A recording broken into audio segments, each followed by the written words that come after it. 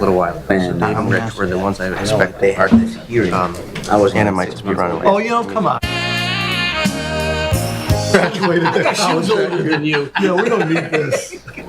All set? That's not right. Okay.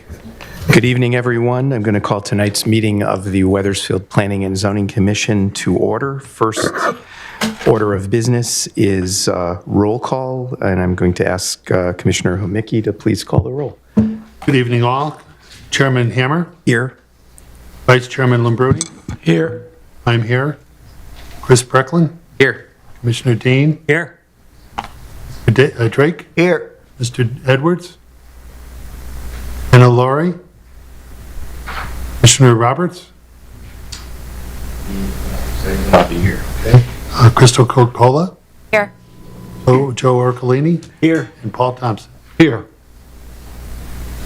Okay, thank you. And I know you had heard from Dave Edwards and Rich Roberts. Have you heard from Anna? I did not, but Sandra, I could have missed it. Do you remember hearing from Anna Laurie that Okay.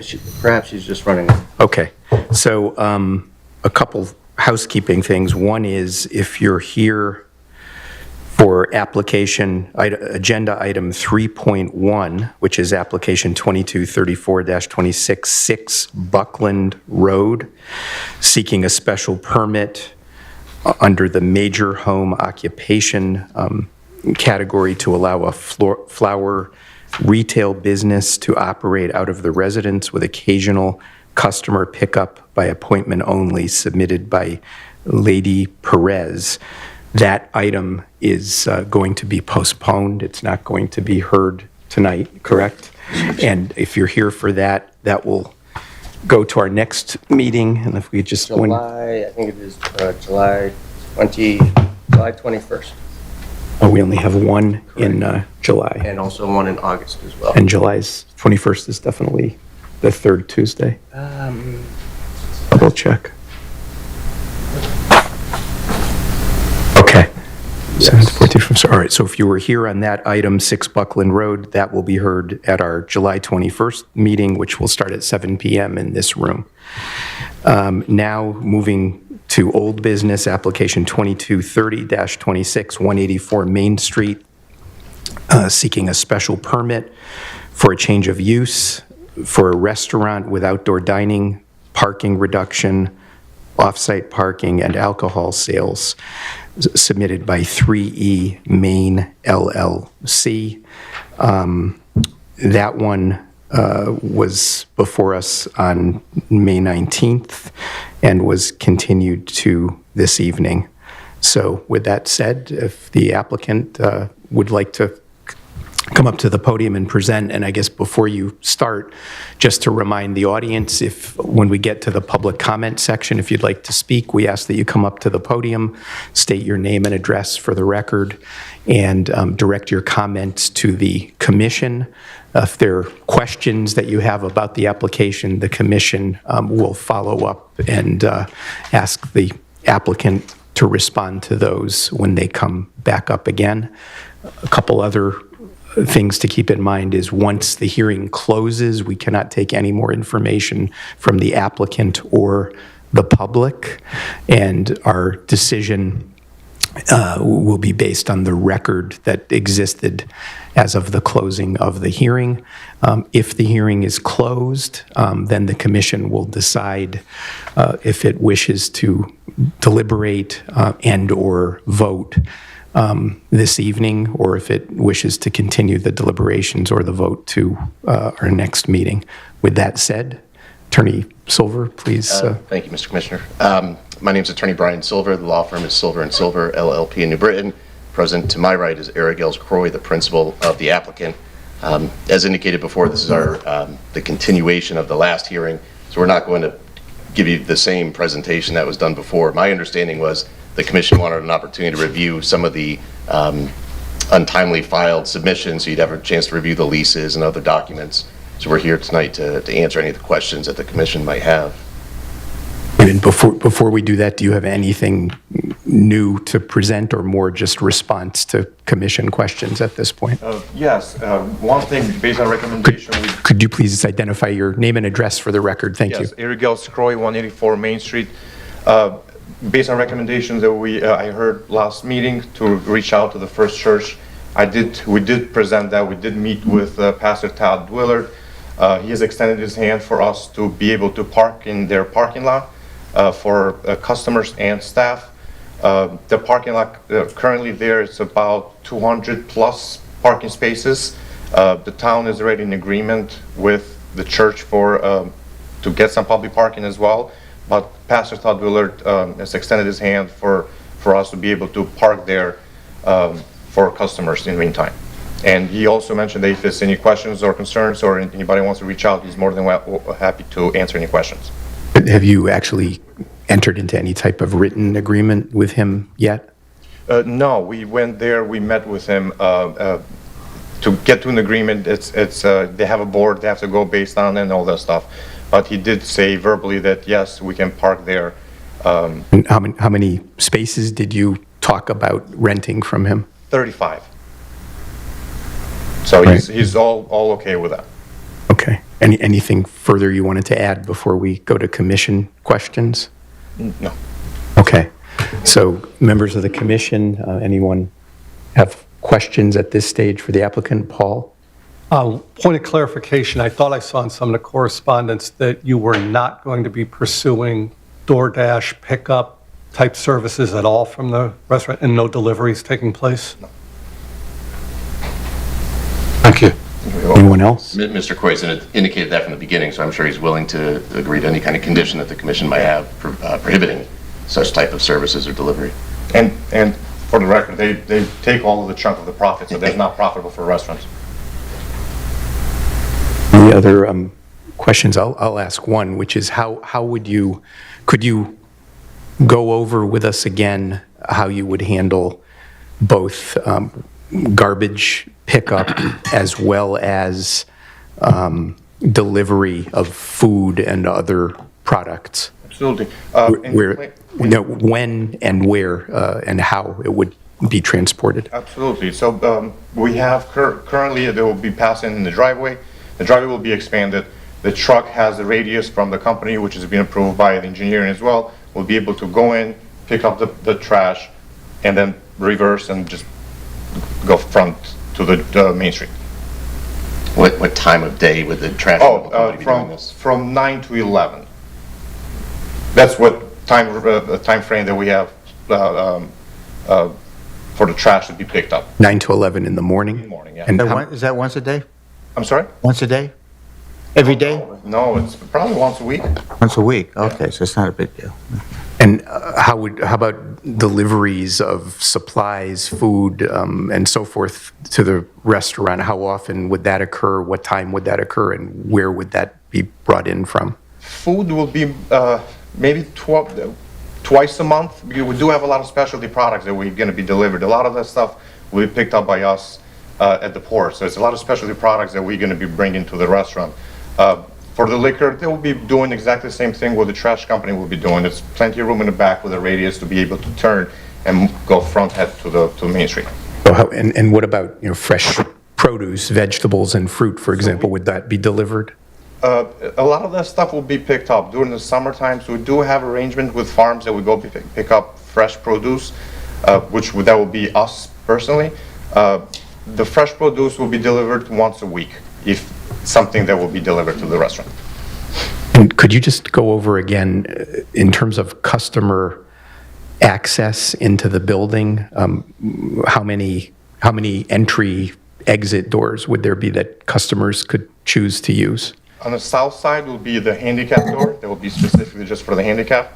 On the front, we'll have one in the front, we'll have one on the side, which is the north in the patio, and there'll be one in the back, which is the east. So a customer could enter from the Keeney Center side, from the Main Street side, or from the rear of the building? The rear of the building, it's not going to be able to get in based on the signage and where it's located. It won't be suitable for customers to come in through the back. So most of it will be through the north side, which is in the patio, and the front, which is the west. So And would the the other door, looking in from Main Street, the door on the right side along the driveway? On the driveway, there will be the handicap. And how would that be controlled? Would it be limited only to handicap? And if so, how would you do that? Logically, if you're coming into the restaurant, there's no way why you should go around it to come into the south side. We'll have signage that says parking is only in the back, only for handicap.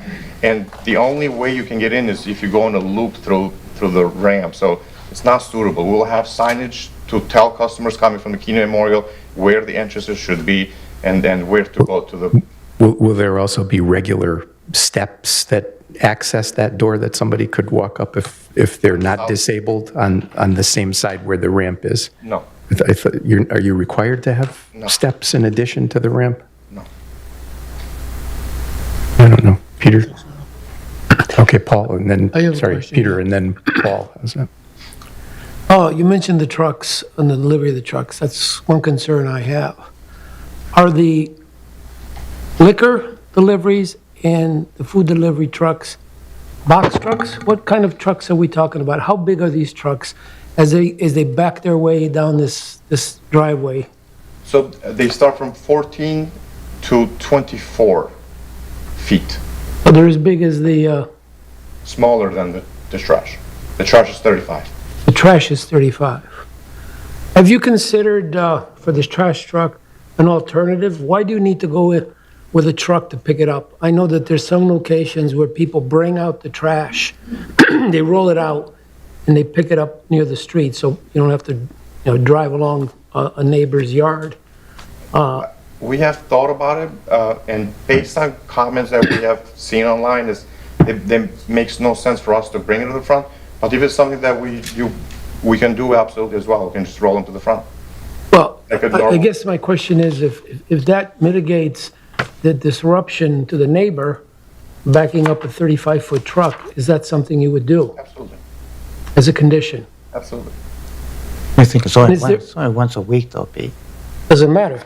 It's still a it's big once a truck going alongside somebody's house. Yeah, once I mean, it's something we have to consider.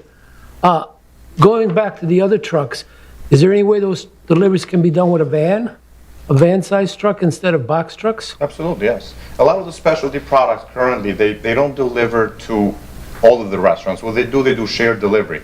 We currently have a shared delivery in Hartford where a lot of restaurants will come and pick up their produce at the restaurant that we currently operate.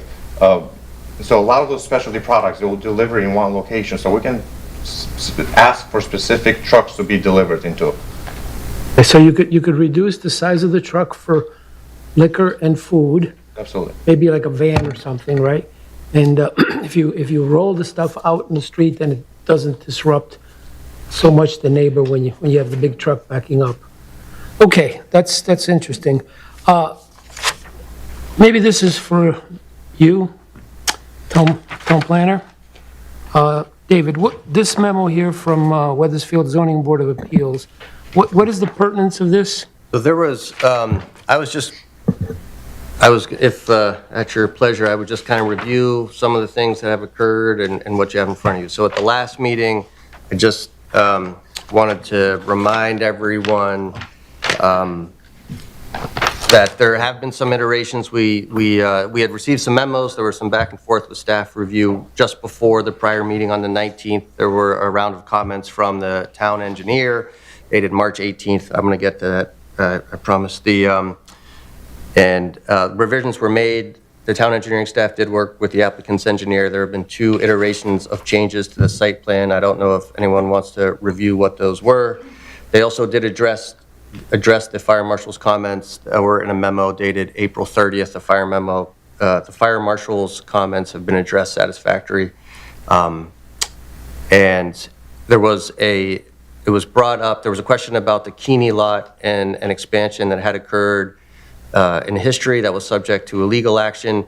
According to what I found out from our corporation counsel, that it was a zoning board of appeals action, and they were granted a variance for parking. And so I did find the variance that was granted. It was done in June of 1987, so I just wanted to bring that to the commission's attention because there was a question about the expansion at the time. So that was for 100 spaces? Yeah, actually, I'm reading it now, but I think what it says is it was a variance when the Keeney Center, I think this was when the Keeney Center was redone, including the event space on the top, and the variance was to allow the Historical Society to provide less than the required number of spaces in the parking lot behind the Keeney Center. And the Zoning Board of Appeals agreed that they would accept 100 spaces being provided as long as the occupancy of the Keeney Center not exceed 300 people. And if you look at this, at the end of it, it says the board felt that because of the location of the Keeney Center near other businesses and the proximity to residential zones, they wanted to ensure that there would be no overflow to the street or residential property. It was also felt that less than 100 parking spaces would not satisfy the demand of the proposed use. So I think it really related to the use of the Keeney and what the required parking would be.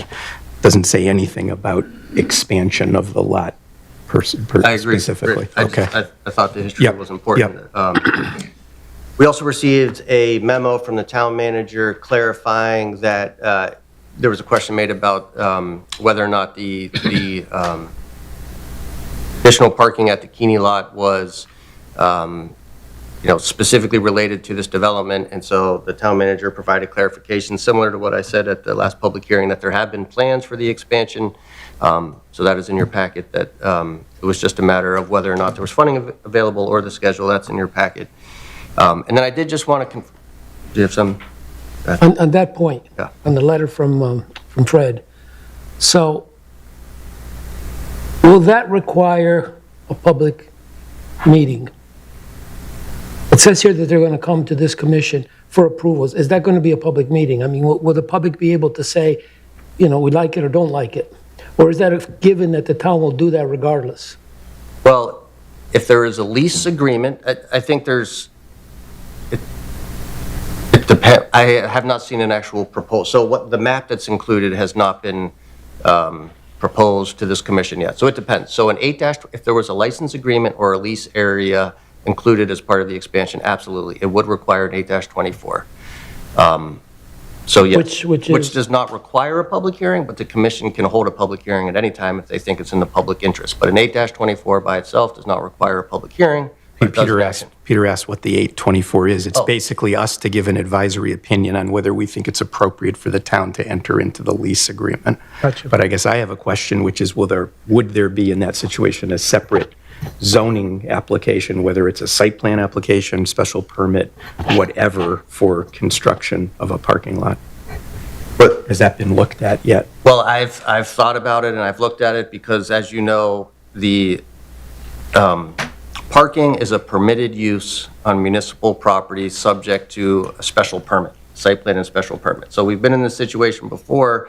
This is going to be an expansion of an existing parking facility. So somewhere there is a decision, sort of an interpretation or maybe a question is the expansion significant to require a public hearing? It's going to be 30% Right. more, right?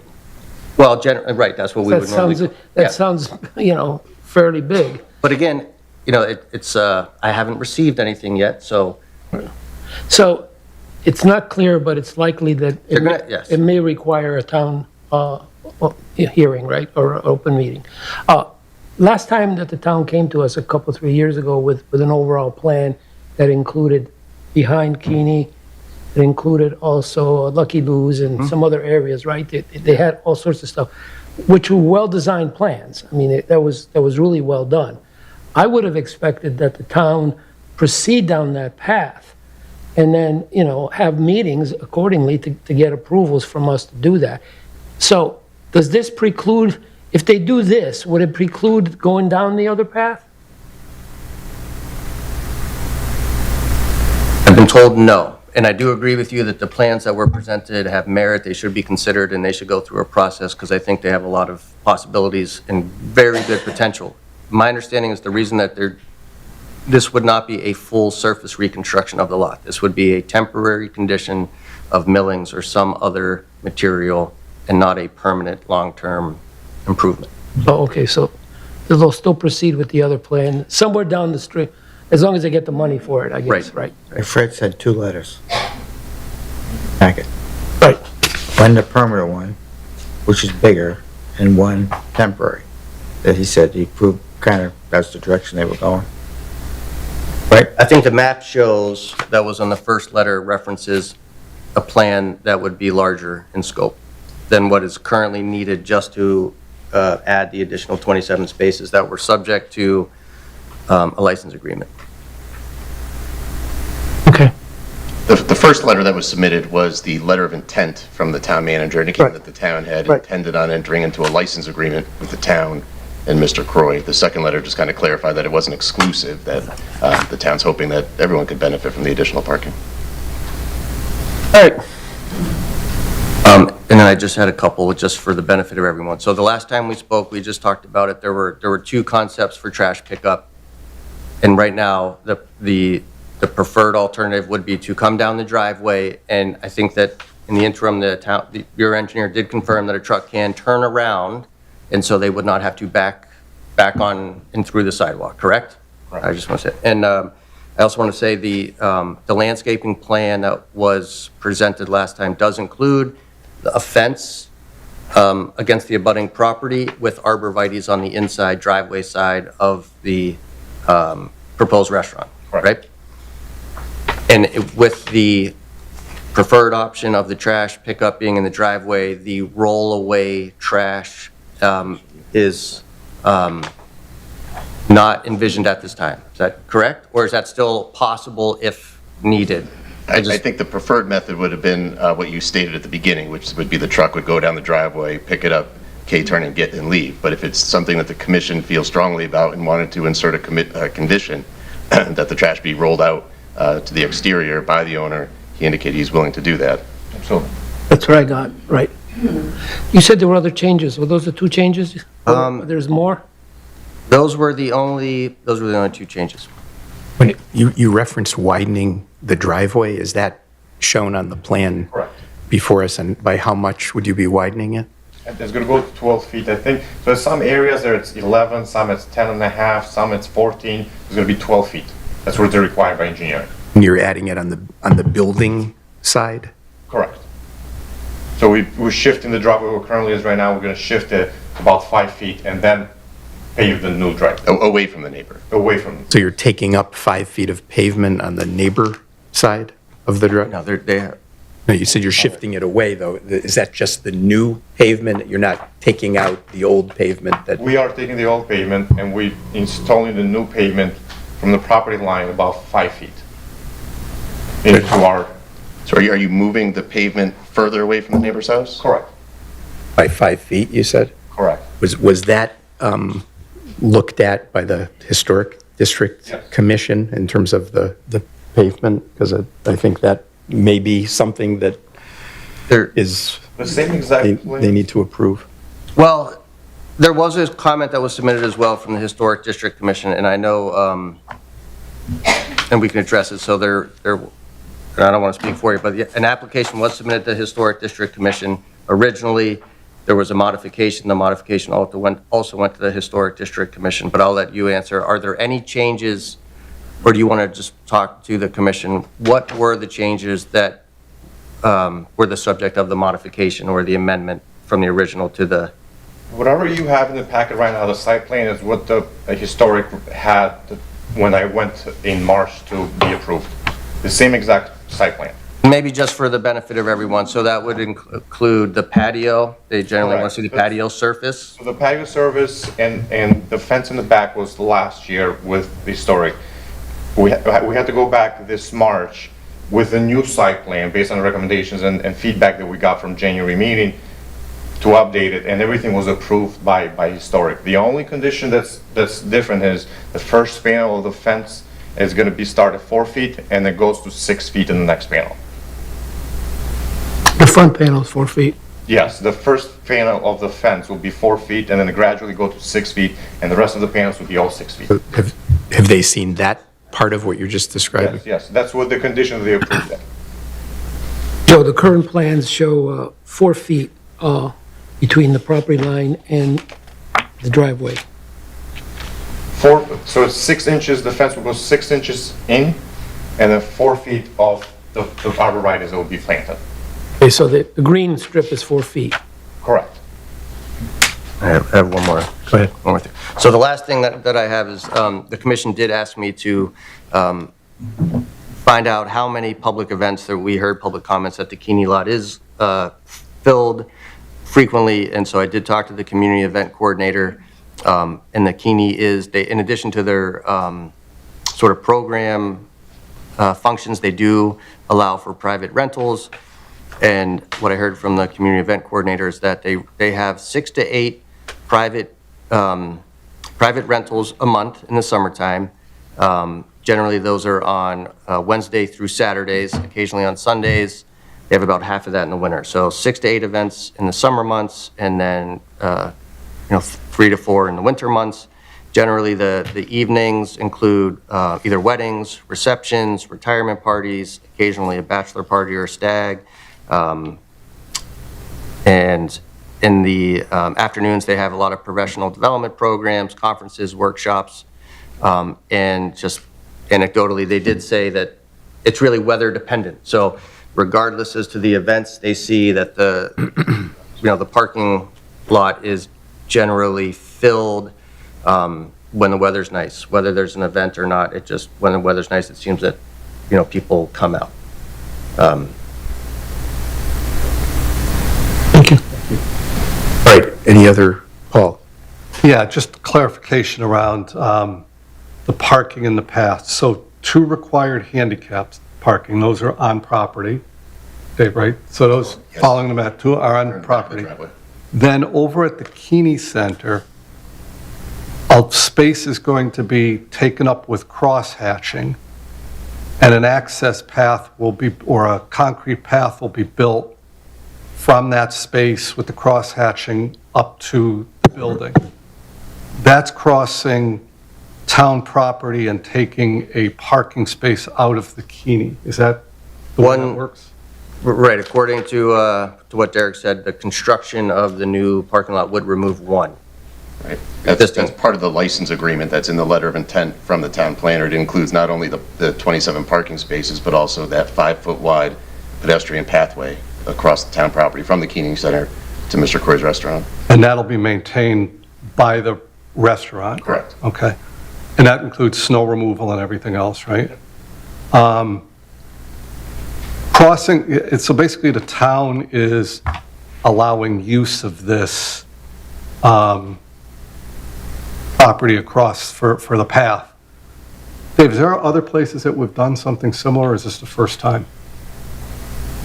I don't know. I don't know if I have a long enough history to be able to answer that definitively. But I do know that the idea of the town constructing or building or maintaining something solely for the benefit of one business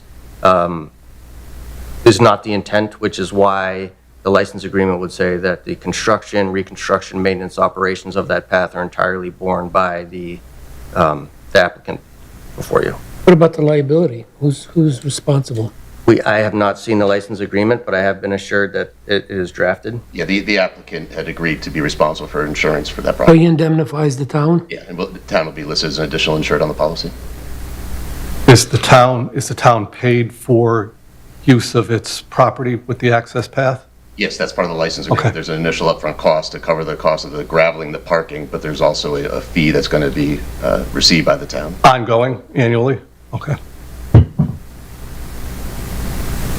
So to be clear, when you, the church potential parking, that would substitute for what you were proposing earlier that was on the Silestine Highway in 2 different locations, is that correct? No, I just, what I reached out to the pastor, and he expressed that he is more than welcome to our staff and customers to park there. And I did mention that the parking lot of the town will take some time. Also, the restaurant will take over a year to be constructed, so we plan in maybe September of next year, hopefully, to open up if everything goes smoothly. Right, I think that the church parking is just even supplemental available parking because again, that's not exclusive. The exclusive parking that he does have is that right for a 20-year lease is a 10-year lease plus a 10-year option on the Silas Highway for his employees. The other parking, that's a half mile down the road. And then with this license agreement, there's going to be additional non-exclusive parking, and then with the church, even more additional non-exclusive parking. There was a second location at the end of Main Street near where it Right. intersects. On Wells, that's one that's a half a mile down the road. Right. You're going to keep that, right? He already has a lease for these properties, so it's just additional options for customers to park. Maybe the seat count, just to confirm, we did discuss it, the plans were revised before the last public hearing, but in case, for a reminder, so the seating was proposed, so on the first floor, dining room seating is proposed 22 persons, the first floor bar seating would be 10, the first floor outdoor seating would be 17, for a total of 49 on the first floor, with possible 50 on the second story, for a total of 99 persons. I have another question for you. You did reduce the seating count on this application compared to the first application. The question is, are you receptive to a further reduction in the seating count below the 100 that you're currently proposing? If that's a condition, absolutely, I'll have to. 17 of those are outdoor, they're only through the summer months. So technically I only have 85 interior inside. It'll be really tough to be able to survive based on market analysis that we have conducted. Okay. Any other questions? From the commission? If not from the commission, we'll go to the public. Chris, did you have? I just was curious, when was the Historic District Commission approval up? Do you remember? Just March 10th, if I'm not mistaken. Of this year. That was the second. The second one, yeah. Okay, and that's the one that included these plans? Correct. And so just wanted to confirm, I didn't remember seeing it in the notes, so thank you. Correct. You said, one more time, March March 10th 10th? was, yes. Okay, thank you. I believe, but I can double check this Tuesday. All right, why don't we open it up to the public if you'd like to have a seat, and then we'll call you back at the conclusion of public comment.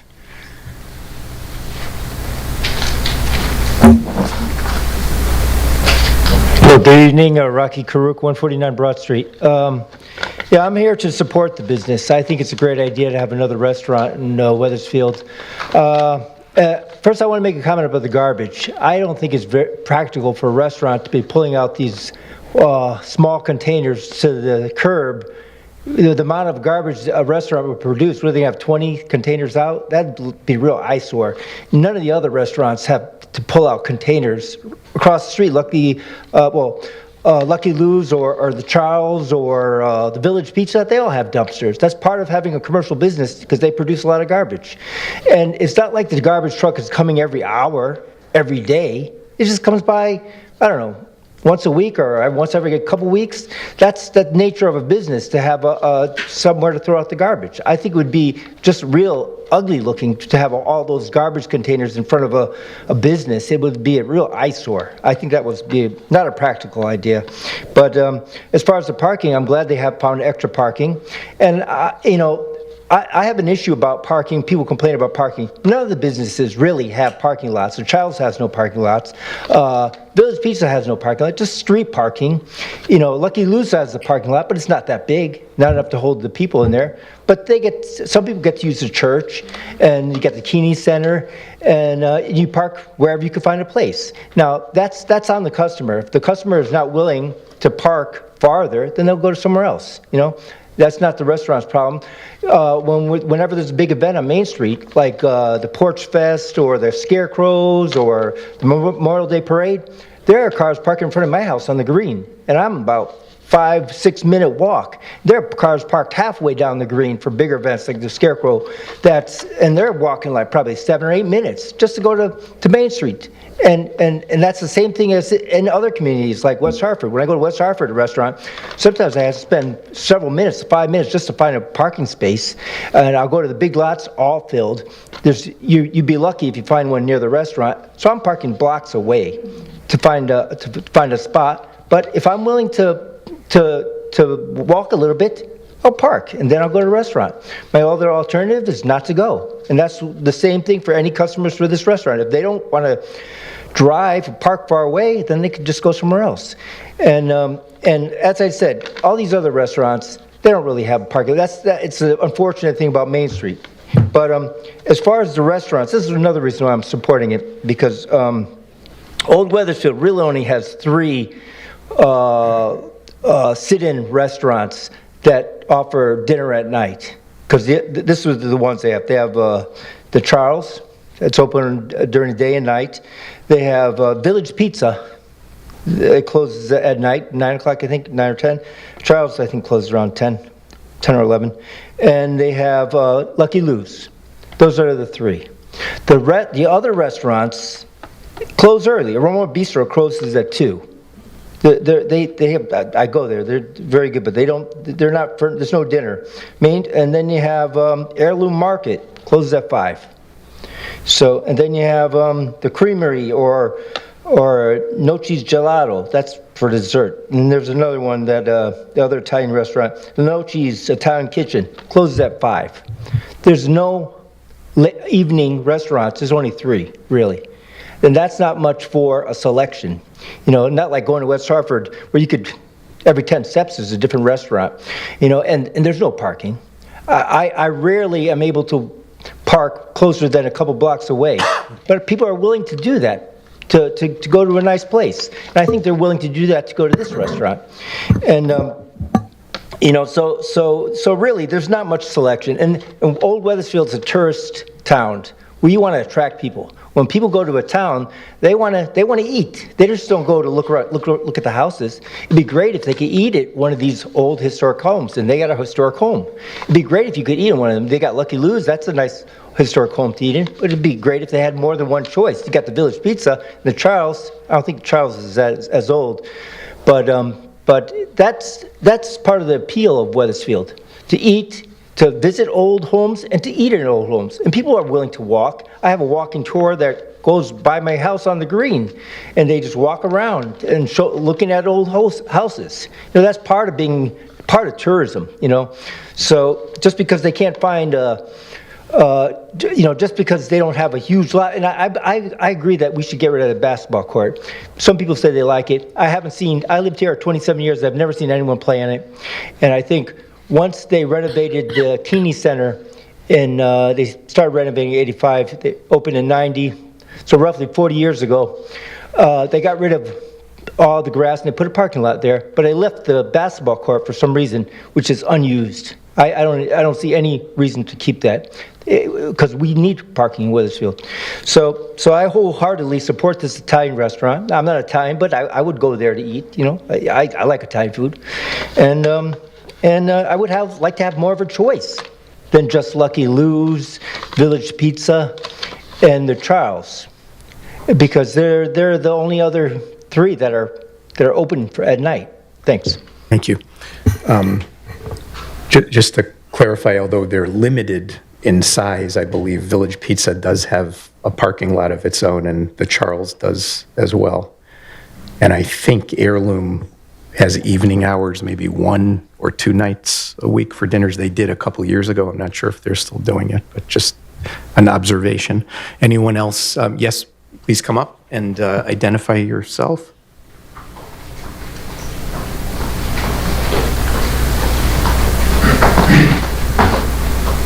Hi, Christine Lasella, 37 Belmont Street. So I've spoke a couple times, and I keep repeating, I don't want to be like the buzzkill, and I'm not opposed to restaurants. But in my opinion, I think we've hit our capacity. One thing I just noted, First Church parking, I think it was at least minimally 6 weeks ago. It could have been 8 weeks ago.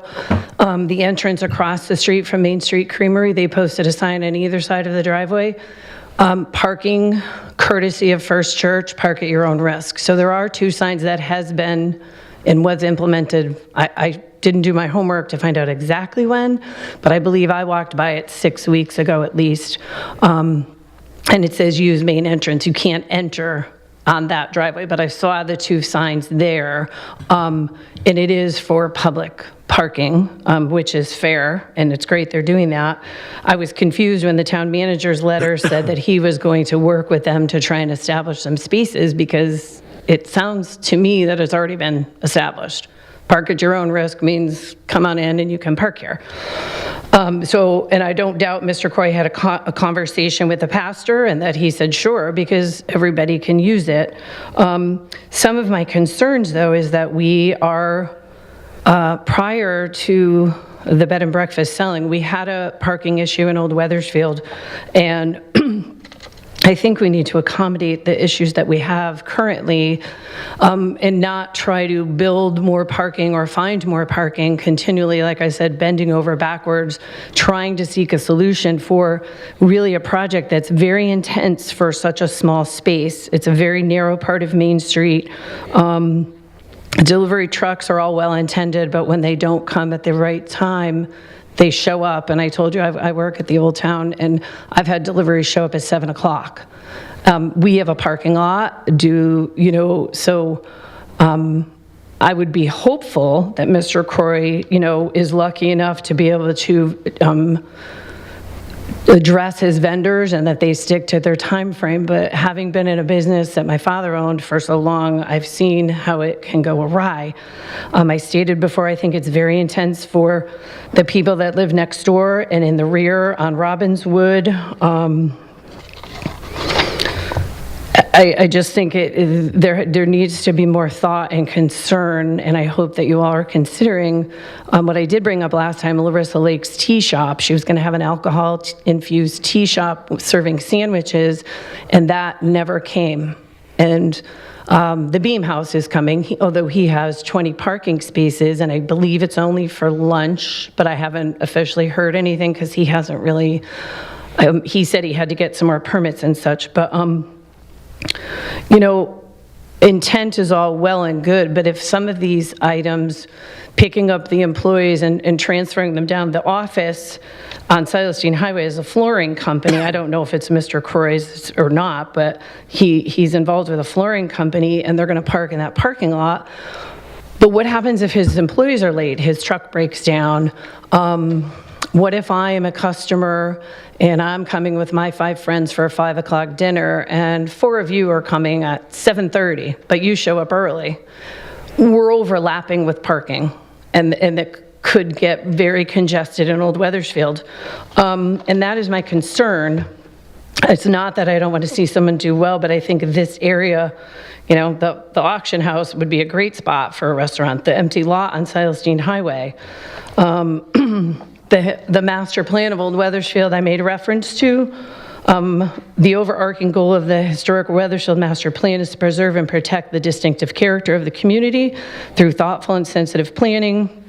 There are specific goals and objections for other specialized segments of Old Weathersfield Historic District, including historic sites, business development, streetscapes, and programming.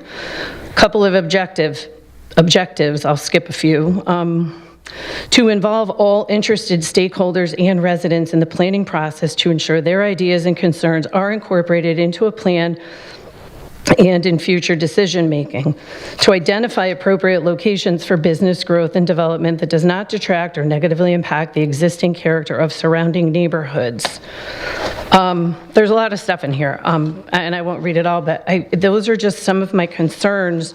And once this is done, there's no going back, and people say, well, what could you put there? I don't know, a 2-family house, put some housing back. It's the Village Business District. Mr. Croy is a businessman. He works for a company, a business navigator at International Hartford. That's a great skill. And I know he wants really bad to get into this house, but I think it's also fair to consider the residents and the neighbors that are here now. And the town manager made a statement, we want to help business, and I just want to ask, maybe just talk with the neighbors. I do believe HDC and you guys would need to be involved with a parking lot of the scope that the map that the town manager put in. I'm not 100% sure, but I know when that parking lot was going to go behind the firehouse, there was conversation that it needed to go in front of both commissions for approval.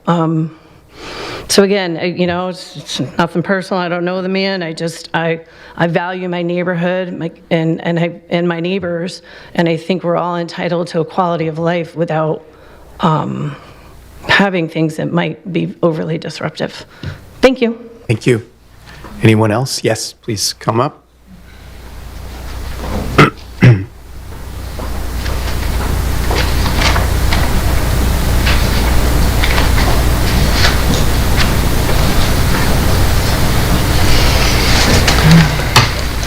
Good evening. John and Sandra Jazowski, 15 Robbinswood.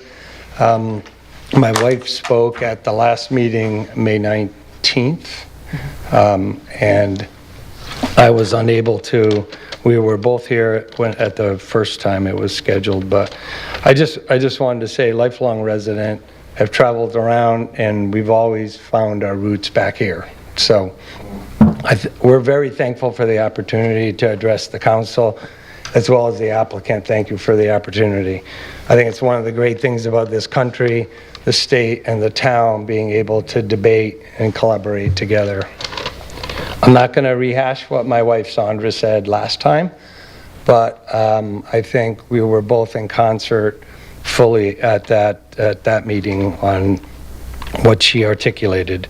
I think there's a couple of issues here, obviously, very similar to a lot of the townspeople. We appreciate business owners, especially trying to make a living and make the town a better place. But there's two issues here. One is the intensity of the project.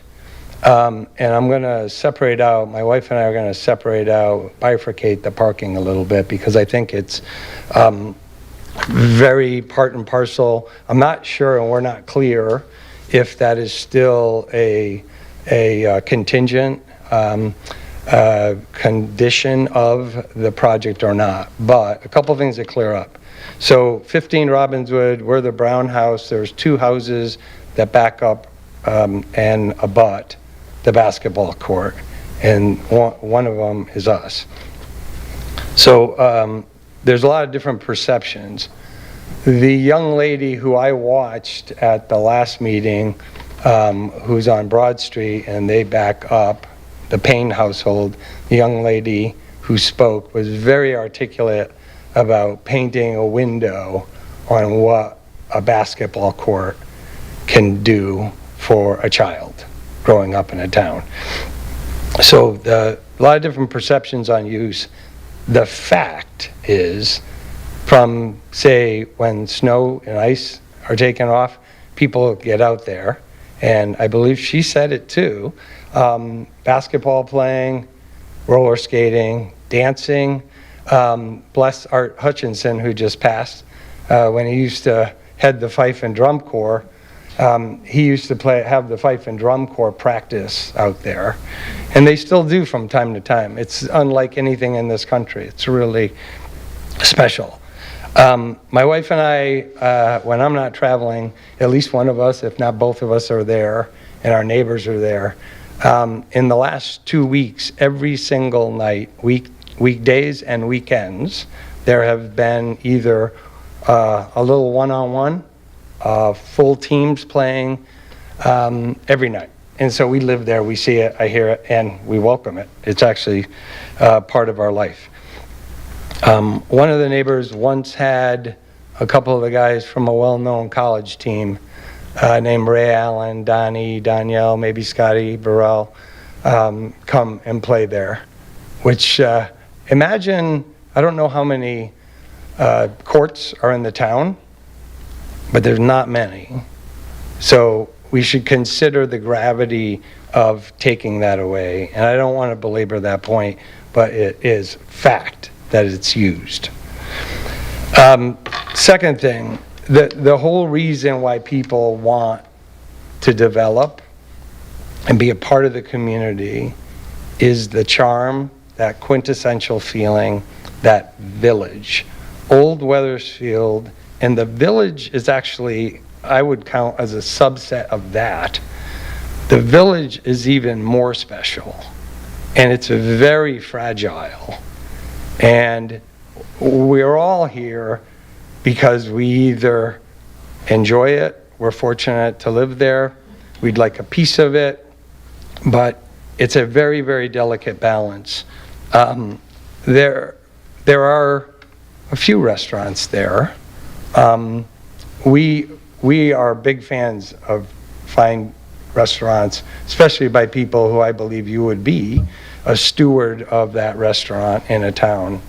However, the problem is, and the woman before us spoke very articulately, we're at kind of a capacity issue. One of our neighbors, who I won't name because it was anonymous, said people in little towns just figure it out for parking. You figure it out. And I do agree with the comment that was made previously about not a lot of the big restaurants around town have parking lots. We don't go to the Charles. We go to Bryce and Carey's because we know them. We don't go to Lucky Lou's. We go to Lucas's. We don't go to Village Pizza or order a pizza there. We go to John and Art's. We've gotten to know them personally very, very well. We support them. I would say that I wish we could support the applicant in this endeavor. However, big, big difference. The set-off from the property of that building, I grew up as a little boy walking by it. My wife and I walk by it now. Believe me, I understand, we understand the space between restaurant buildings and residential property houses, and it's different. It is right on top of the neighbor due south.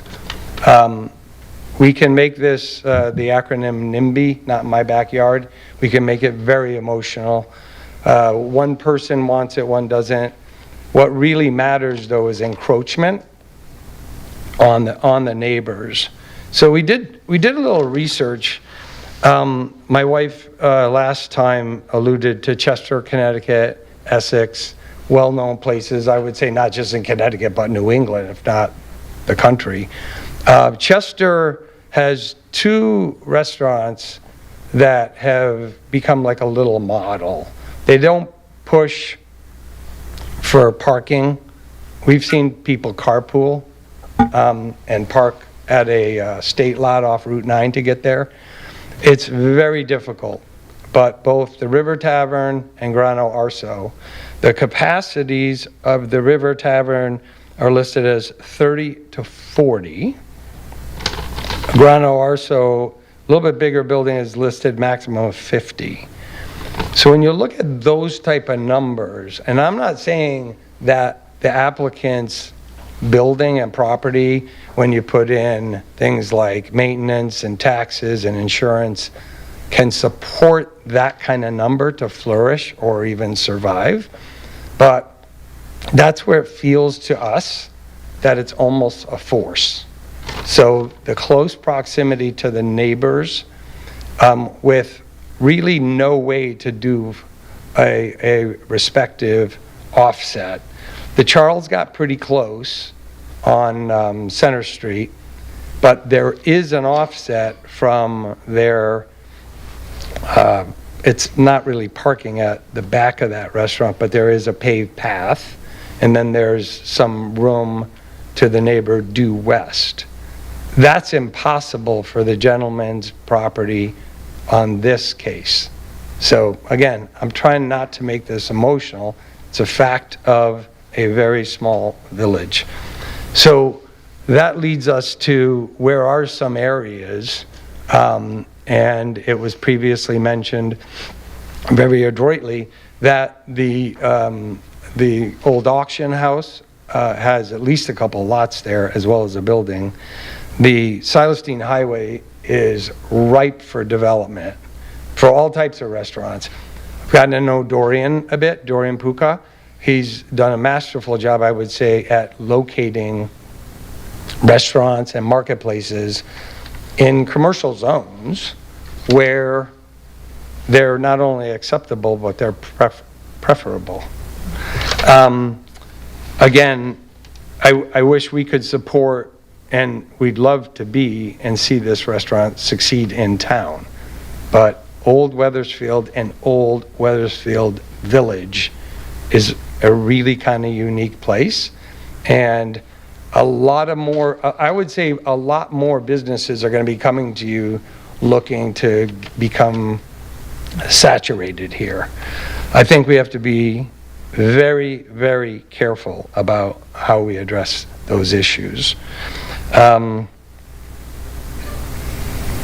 was a comment made, excuse my memory, but it was like roughly a 3-hour meeting that you had to sit through last time.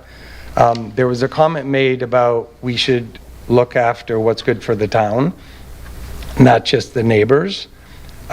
In this respect, I think it's really important, given the neighbors and the close proximity, to not destroy it, because destroying the very thing that attracts people here can happen very quickly. And as my wife alluded to, once that happened, there's no going back. So taking away the basketball court changes a green space.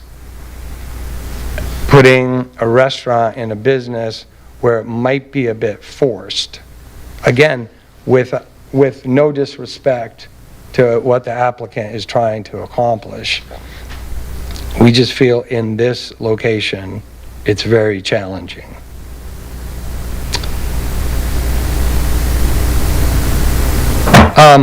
I didn't want to bring this up because I think a few of my neighbors would be like, why would you even mention that to be contemplated again?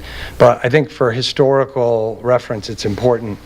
At least a couple decades ago, with everything going on the Broad Street Green, there were some townspeople, not Old Weathersfield townspeople, but townspeople, and then state people, not Weathersfield people, and then I dare say some New England vendors who would come to activities on the Broad Street Green. And the idea was floated of taking the Broad Street Green, again, I think we date back to 1600s. If you go back to the Native Americans, even a lot older, of angling parking spaces in the green. And I'm sure everybody can nod about like the horrific idea in retrospect if we went back to that kind of mentality. So if you're a neighbor encircling the green area around the Keeney Center, that's very similar. So I wanted to bring that up because now it seems like, really? That would really be evaluated? It was really evaluated.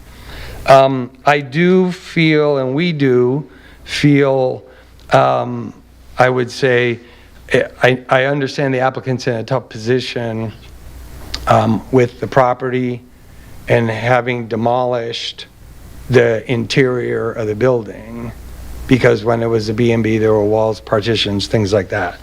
I understand that as planning and zoning committee members, you're predisposed probably not to wanting to leave that building like that. However, that's kind of a cart before the horse. So my understanding was demolition was done kind of like we're ready to roll and then come before the application. So I really think that needs to be taken off the table as a non-factor because the way it was done. In closing, and we could, I'll ask my wife if I covered everything. I think we did. There are going to be continue, I mentioned, but this is really important. We really feel that there are going to be several more businesses looking to come and develop Old Weathersfield Village. I think it's incumbent on everybody who's a member of the community to respect it with dignity and for future generations and to protect it. And it's, I think, erring on the side of caution is always better in this respect, in this regard. Can always push forward if we underdid it. It's very, very difficult to go backwards. One of our good friends and neighbors last time mentioned it's a perfect situation because everyone's in a rock and a hard place here. But one of our future, or our other neighbors mentioned the old song by Joni Mitchell, and a big yellow cab taxi about paved paradise to put up a parking lot. It's absolutely perfect. And I remembered that, so that was 1970. So after 2000, the Counting Crows did a remake of the very same song. They covered it, and they used the same line. And it's kind of symbolic to Sandra and to myself that this is a timeless issue. I'm sure this was going on before any of us were alive. And this central type of issue will be going on long, long after. I think it's incumbent on everybody to guard this jewel that we have of that village and be careful with it. Thank you. Thank you. Thanks. Anyone else like to speak?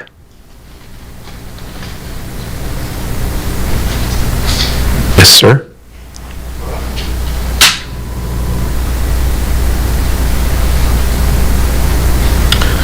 Jim Tracy from 241 Broad Street. I did speak at the previous meeting, and I just wanted to reiterate my opposition to both the restaurant and the parking lot for all the reasons that have been stated before, and I don't want to reiterate all of that. And what the previous speaker talked about with regards to preserving this jewel is so important, and I hope that you consider that and not go so quickly on this. I'm not going to be here in 20 years, but I sure hope that Old Weathersfield is somewhat similar to what it is now, as opposed to something that draws way too many people. And it's way too busy, and it's just not what it is today. It's beautiful now, and I hope you leave it that way. And I also want to support my neighbor's comment about the basketball court. I can see the court from my kitchen window, and it's used daily by all ages and genders. It's always being used every day. In the good weather, not in the winter, but it is used a lot, and it would be a shame to lose that. And that's all I wanted to say. Thank you. Thank you. Anyone else like to speak?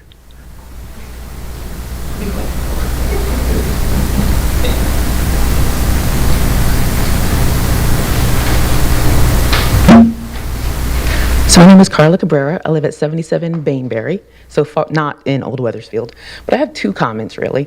One is we're fortunate to have a neighborhood basketball court, and I can see the importance of maintaining those. We as a family use them. We battle our kids at the basketball court, and I think that removing those neighborhood courts isn't necessarily in the benefit of the residents. Additionally, I would say I support a new restaurant coming to Old Weathersfield. I do, however, recognize that there is a parking issue within Old Weathersfield. And one of the things that I would like to mention is I hear a lot about the parking available at the church. However, I don't know how publicly and how widely that is known. And I feel that if that is something that's going to be used as a potential solution, that the town needs to formalize that with the church and make it a public parking lot. Advertise it as a public parking lot. If there are set hours that it can't be used, advertise that. Because I feel, based on what I see from the parking, that the parking capacity in that lot probably is sufficient to support this restaurant and the other restaurants that are there. However, people don't use it because they're not aware that it's there, or they don't want to walk. But I have trouble with the I don't want to walk piece. I mean, do people leave Wethersfield? Have you been to New York City? You have to walk to get to restaurants. And I feel that if people are aware that parking is there, they will actually use it. But again, nobody knows that you can use a church parking lot. It's not listed as a public parking spot. If you go to the town of Wethersfield and look where to park, it is my understanding that it's not listed there as an option to park. And therefore, people who are coming and don't know where to go will park places where they shouldn't park. I usually park on residential streets because I do not know that there are other options. But so again, I put it to the town of Wethersfield to formalize if there are parking available at the church, to formalize that parking at the church, make it known, put a public parking sign there. If there are hours of operation that don't conflict with church business, make that clear. But I feel that with the number of parking spots there, you probably have enough to support this restaurant and probably any other business that might want to come to town. But again, the people aren't aware that it's there, and therefore you're going to always have an issue with people parking in places where they don't need to be. That's it. Thank you. Anyone else like to speak? Yes, sir.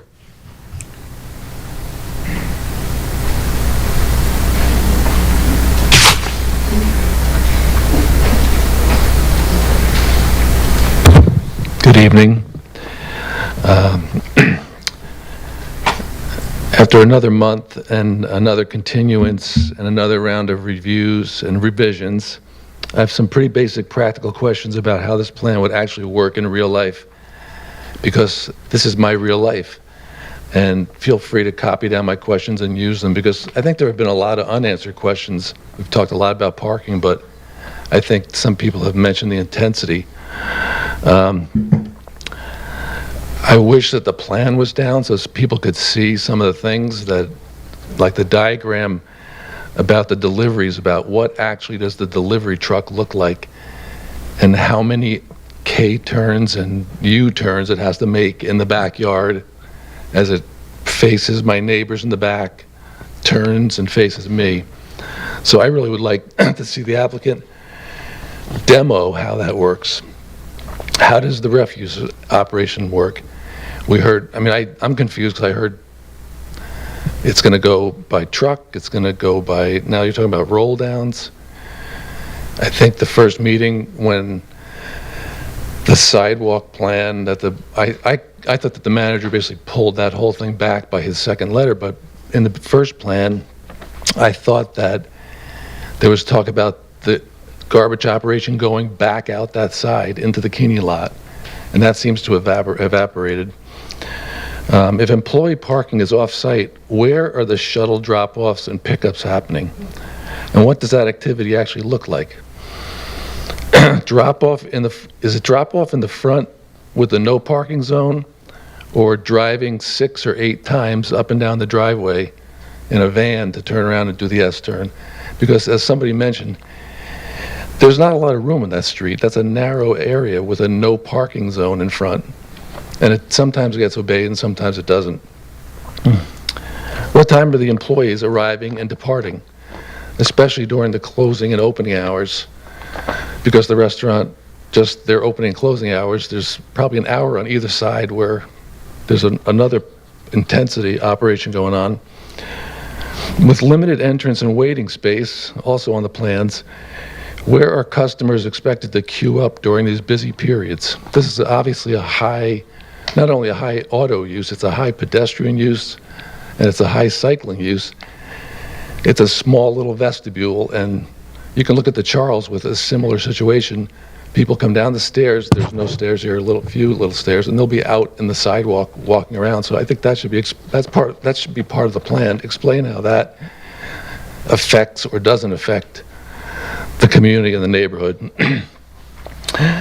And when operational assumptions are central to the application, which it sounds like there are a lot, who ultimately monitors and enforces these commitments over time? I'd like to know. We hear like, I'll do this, I'll do that.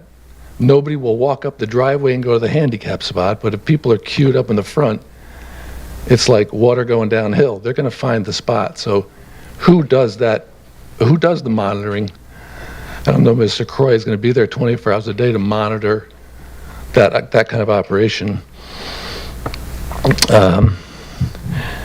people have noticed that I mentioned that the side pedestrian path, I think one of the commissioners talked about that path on town property. I think I don't think that should be allowed to be considered. That's on town property. That's not theirs to say. It's not an actual thing yet. It's not approved. It's not built.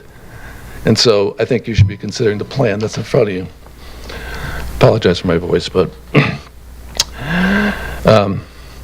I mentioned that side path because the most recent letter to the commission from the town manager regarding Keeney parking seems to frame the future changes there as broad public improvements that may move forward with or without the application. So I'm still unclear what the role of the Keeney parking area is intended to play in this operation of the proposal, because I've heard several things. If the site plan anticipates customers parking in that area, which I think it does, I think that deserves a clearer explanation. I appreciate the responses that the town planner mentioned, some of the responses to the fire marshal's comments, but without the plan in front of everybody, their response was agree or agreed. The one fire marshal's comments, I quote, "The updated interior plan shows only a single approved exit from the second floor egress. The egress cannot pass through the kitchen. With a single exit, the occupancy of the second floor is limited to under 50. The applicant's seating plan still shows 50, so I'm assuming that it's going to be self-service. If there's 50 people sitting at seats, anybody waiting on tables puts it over the 50, and the fire marshal says under 50. So that's one of the intensity things, I think, inside the building, and I think that should be explained or asked. Where are the revised plans? The plan does not even show the second egress that's mandated. It still has one. And they can't come down to the kitchen. So where is the second egress? I think these operational life safety matters actually matter. They matter to be shown to you guys on the commission before you do anything further to consider. They sound like small questions individually, but together they do matter, because they determine what day-to-day life actually looks like immediately next to homes and in this already busy neighborhood. And for those of us who live there, these are not abstract planning questions. They are real quality of life questions. How do nearby residents continue to enjoy privacy in their homes and yards? How are the quiet use and peaceful enjoyment of neighboring residential properties affected? I mean, we talked about rollouts, we talked about trucks. Has anybody asked, how are the people going to be affected here? Because I know that Section 8, that's one of the contingencies.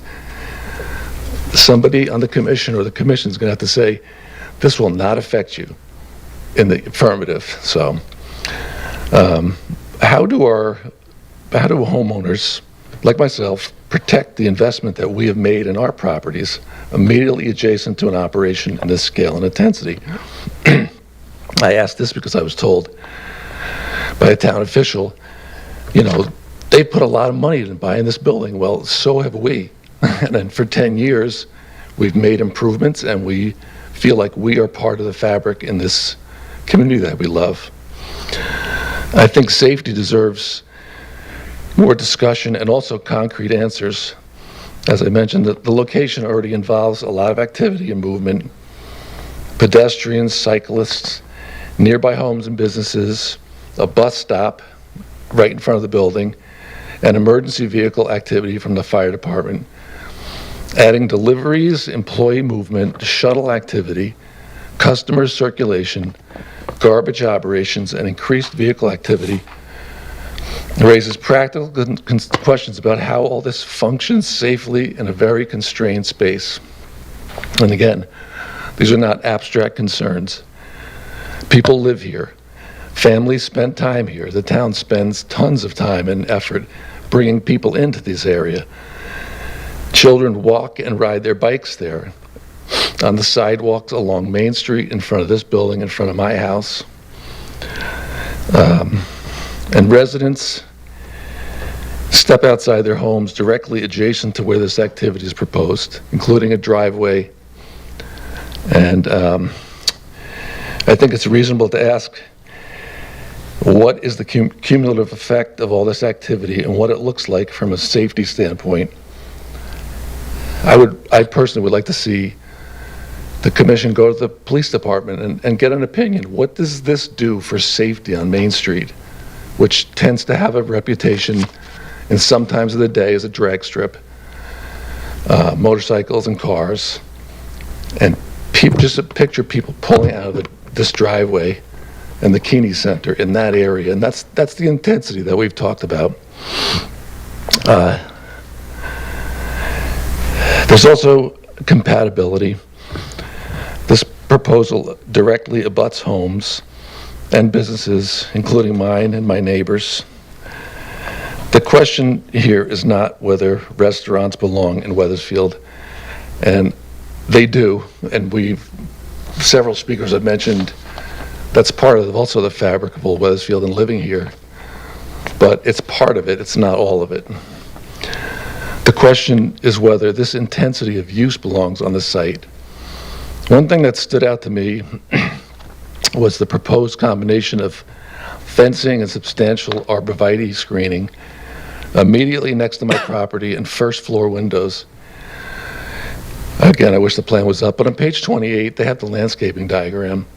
And I know there was some mention about 5 feet, 4 feet, 3 feet.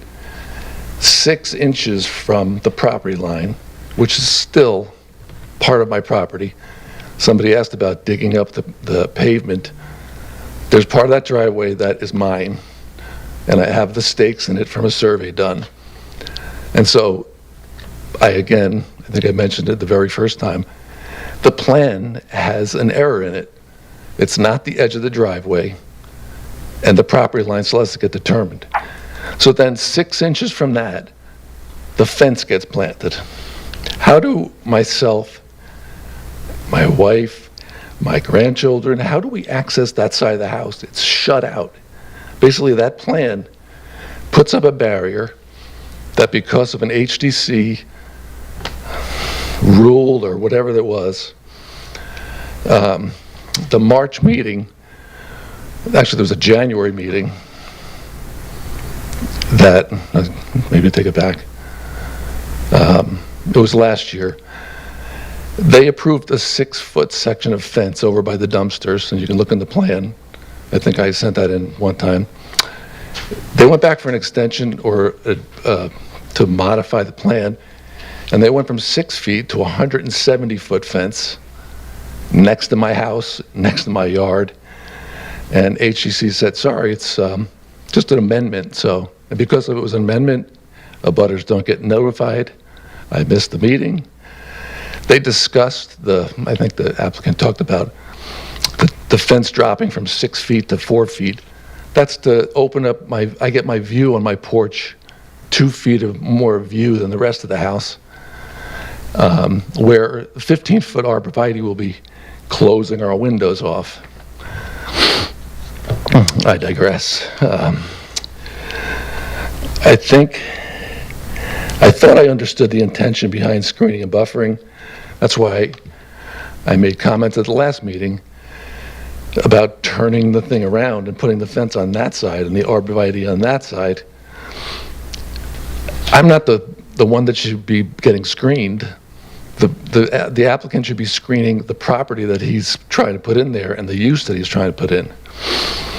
I ask when a commercial use requires this level of screening right next to my residential edge, I think it's fair to ask whether neighboring homes and businesses are being expected to absorb and adapt to the impacts of the proposal, rather than those impacts being addressed closer to their source. There are pictures in the plan of window tinting on the inside of the restaurant. It's not people looking at our homes that we don't need to be screened. We're going to have people in there with a screening looking at us, into our homes, into our living. And I want to go back to something I mentioned last meeting, which was still struggling with the selective application of the buffering, including the required 15-foot, this is in the regulations, business to residential buffer being applied in the backyard, but not along my house. There's a 15-foot buffer in the regs, and it would be the driveway, basically. So everything that gets built should be on a 15-foot buffer from my house, not 6 inches from my house. So that part is really, it's a totally different treatment, and I'd like to have them say, why are you giving 15 feet in the backyard by the handicap spots, and then just zoop, cutting into 6 inches when it hits the house? It makes no sense to me. So after reviewing these superficial revisions that we've heard about, I think it was kind of, after all this continuance, I think I appreciate their brevity because everybody else is going to talk longer than they want to, probably, including me. But I really have these basic questions. Has there been a material change in the overall intensity and operational impact from the proposal that was denied unanimously by the Commission? Has there been a material change? The seating capacity going from 100 and something seats to 99, it's not going to make this, the same operation has to go on. Even if it's empty, you're getting employees in and all this other stuff. And I don't know about the frequency of garbage runs. My experience with restaurants is if you're sitting with a one pickup a week, that dumpster in the summer is festering, it's rotting, and it's bringing in rodents. And so doing it once a week, or maybe we'll do it twice, and it doesn't sound right to me. My other question, has enough been demonstrated to conclude that this constrained site can reasonably support the proposed intensity of use without adverse impacts to adjoining homes and the surrounding historic neighborhood? At some point, the number of required mitigations, if any, accommodations, assumptions, and the operational workarounds that get thrown out may itself begin to answer these important questions about the fit of this proposal for this location. And after reviewing the revisions, I continue to believe that the Commission reached the right conclusion on January 6th, and I respectfully ask that you reaffirm that conclusion tonight. And I thank you guys for your time. Thank you. Anyone else in the audience who hasn't spoken who'd like to speak? Last call for anyone who'd like to speak who hasn't. I'm seeing none. The applicant, if you'd like to come back up, please feel free to respond to any of the comments or questions that you've heard. Do you have a response that you wanted to present? No. I mean, a lot of these issues have been flushed out and addressed before this commission before. I don't think anything that the public has said tonight is different than what was said at the last meeting. As far as the difference between this application and the application that was denied previously, we do believe there's a material difference. My client agreed to reduce the seating capacity by a third, which is a substantial effort to decrease the intensity of the use. Additionally, we have presented something from the town with respect to a letter of intent for a license agreement to be able to park at the Keeney Memorial Center. There's also talk now about this parking at the church as well. So those were the fundamental differences with this application as to the prior application. I know there was a comment about the plans not showing a second means of egress from the second floor, and I believe that was addressed in the plans. The most recent set of plans that should be before the commission does show that. So they are able to have those 50 seats upstairs without an issue. I know one of the members of the public made a comment about comparing this restaurant to some of the restaurants in Chester. One of them, apparently the size of that building is a quarter the size of 184 Main Street, which is probably why the seating capacity is only 30 or 40 people. Yeah, there was a comment about Mr. Croy taking the cart before the wheel, so to speak, that expression, but doing the demolition before getting approval. My understanding was there were some significant issues on the second floor with sinking. And they needed to get in there to figure out what needs to be done. So that was one of the primary reasons for doing the bulk of the demolition in advance of getting a use approved. I think that might be it, unless you said. Could you please address the comment that was made in our regulations? There is a landscaped buffer requirement that provides from a business use, it provides for a landscape buffer of 15 feet from a residential. 6.1, it does require for all new construction and for all expansions to existing buildings, the 15-foot buffer. It's our position that this building, this commercial building, is a pre-existing use. They're not making any changes at all to the footprint or the exterior of the building. The driveway, which is my client's driveway that abuts the neighbor's property, it's already there. They're not looking to change that. And your position then is that it does not matter if there's a substantial intensification of the use with a new use coming in, change of use, you're saying it doesn't apply That would be in any event. That's your position. Commercially zoned property, was previously a bed and breakfast. And what about the fact that it requires a special permit in order to allow the use that's being proposed? It's not as of right. That would be the same thing with any liquor permit as well. To get a liquor permit in Weathersfield, we would need a special permit. So if this was an existing restaurant and we wanted to apply for a liquor permit, we wouldn't expect that there be a new landscape buffer requirement imposed on the applicant. Okay. Anything else? So, I'm going to open it up to. This question of why you worked on it, prior to getting approvals, what did they come to the town? Was that something that was conferred with the town? Yes. Was there a structural problem that needed to be addressed, as they mentioned? I think, so one of the first meetings I was part of was that there were some questions that the building official, there were some structural questions that needed to be answered, and that any permits for construction were going to require structural engineering report. And so my understanding, and I don't want to speak for the building official, but the building official will issue a demolition permit, recognizing the person is working at their own risk in the absence of an approval to investigate and understand the conditions of the building. Similarly, frequently we will see an application before someone buys a building. They might, before someone, purchases a property to do something different than what it already is, they will have a contingency to get their approvals first. That's what we would do in land use and zoning. I think that was similar to the building, is that before someone got too far along, they wanted to understand what it was that they couldn't, what the limitations were based on the existing structure. I think that was also done in the Masonic Hall as well before they moved forward with proposals. And Mr. Croy did get all the necessary permits from the town to do the demolition that was done, and that was important for the structural engineer to be able to put together these plans. We wouldn't be before this commission asking for this restaurant use if it wasn't determined that the second floor would be adaptable. There's still a lot of work that needs to be done, but it's doable, and the structural engineer confirmed that.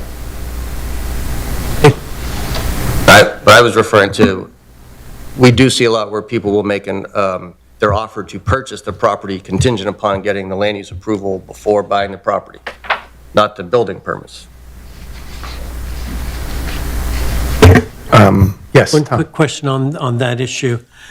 From what I'm gathering with regards to the aspect of the demolition, that the demolition was ancillary to destructive testing that needed to be done in order to assure that the proposed use could be performed structurally within that building, and that it was really not a part of the planning of the project itself, other than as a means to gain access to the knowledge that you needed to have in order to know whether or not you could, proceed from business plan perspective in your proposal.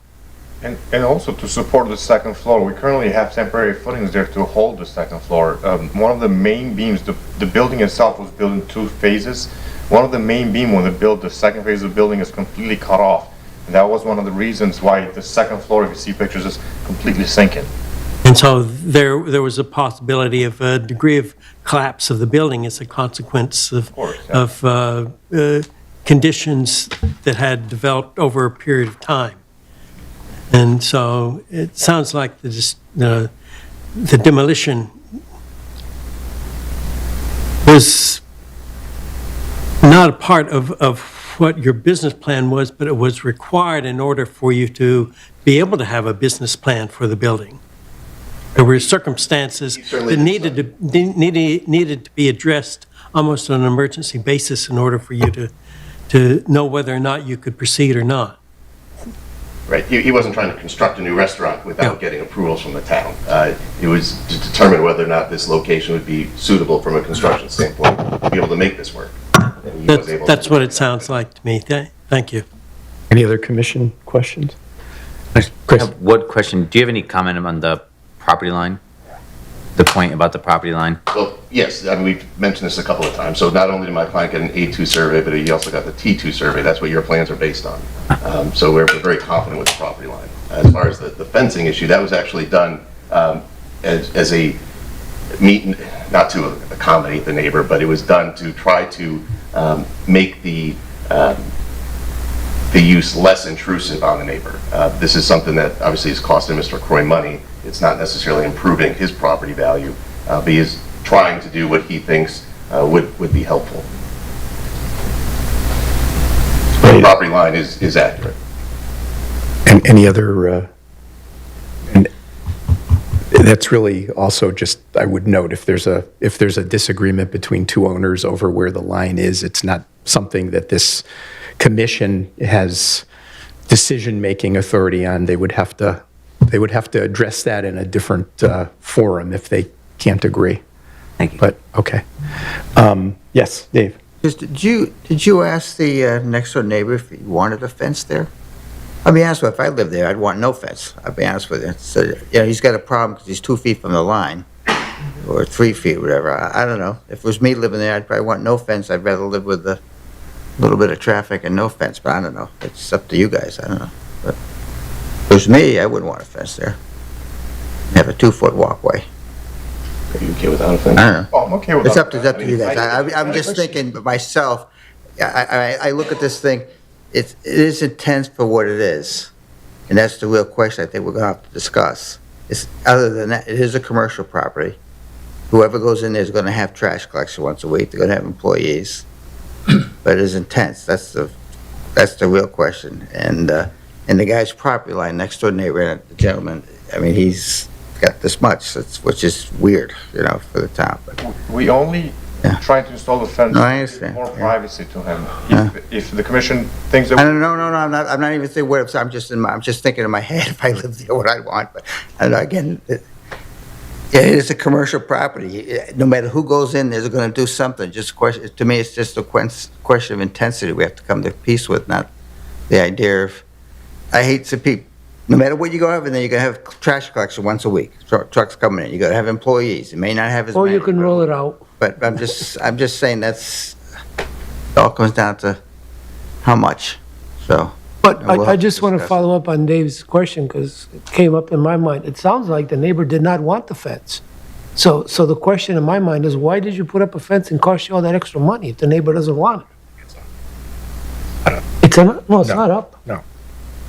It's not there yet. Well, I'm saying if he goes with this plan and we approve it, then he would have to do it. And it sounds like the neighbor's not. No, I think they need a discussion. I'm just saying if it was me. Oh, I understand, I would want but it. it's a great point. I understand. It's not something that you can surmise the neighbor wants. I think there should have been a discussion. Well, there was lots of comments during public meetings about the view. So I think that's why the applicant's proposing this. But if the commission feels that the fence is Talking is inappropriate- talking is better than responding to comments, you know that.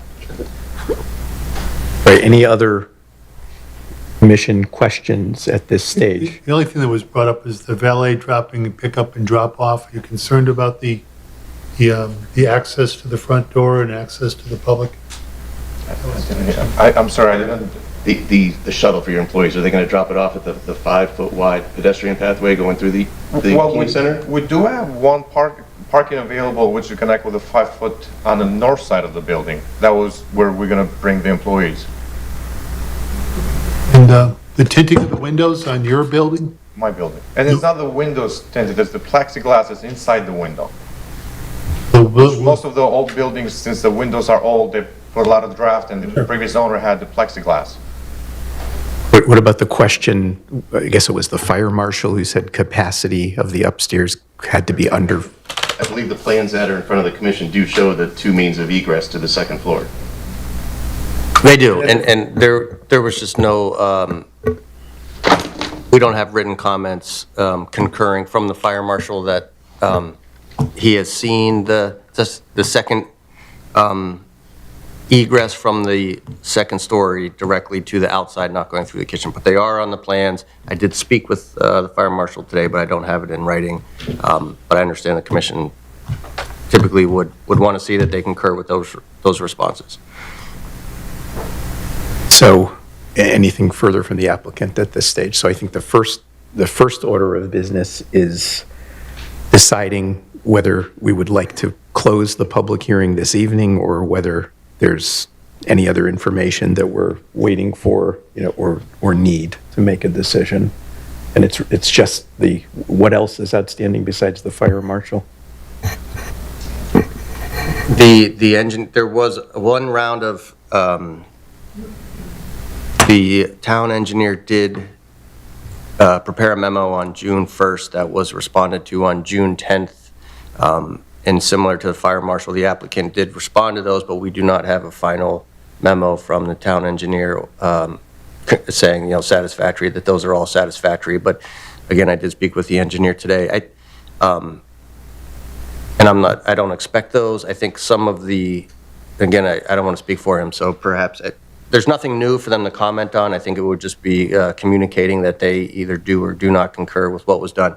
In conversations with the town engineer and myself, there are questions about the operations of any relationship to the application and the site that is subject of the application and how it's going to interact with the town property on the Keeney Memorial Cultural Center. Those are detailed questions, some of which are answered by the license agreement, but we have not seen the license agreement yet. But again, I don't think that I don't know if they're material to the intent of the license agreement, to be honest with you, but there's nothing outstanding unless the commission has questions for me or they would like to involve, other than closing the conversation or the communication that the fire marshal and the town engineer are both satisfied. Right, and I guess theoretically, I think we could still get a comment from a town staff person if it's based on something that's already in the record and not new information. Correct. That is how generally the principle that we operate under. Right. So with that said, what's the consensus here in terms of should we close the hearing at this point in time? Is there a consensus to that? Would somebody like to make a motion to close? I'll motion to close the Peter, meeting. is there a second? Second. By Tom, all in favor, please say aye.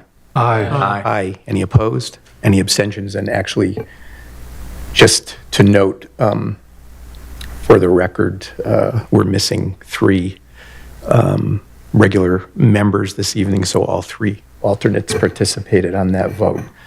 I think the next thing that we need to think about a little bit is, we have a few choices here. We can proceed to deliberations. There does not necessarily need to be a vote tonight, and I guess I'll just note from my perspective, similar to some other more complex applications that we've had in the past. I think if there were a consensus to approve the application, I think we'd want to see drafted written conditions in advance of a vote. But I think, to me, a first step could be simply trying to see, where people are in terms of which direction, people are are headed in. And I guess before we even do that, I just want to make sure, haven't kept track, the alternates or any other regular member, was there a hearing prior to May 19th? Wasn't there one before that, or was that the first one? I can't remember if this is the third or the second. I believe it was May. Let me just look. I did make note of that.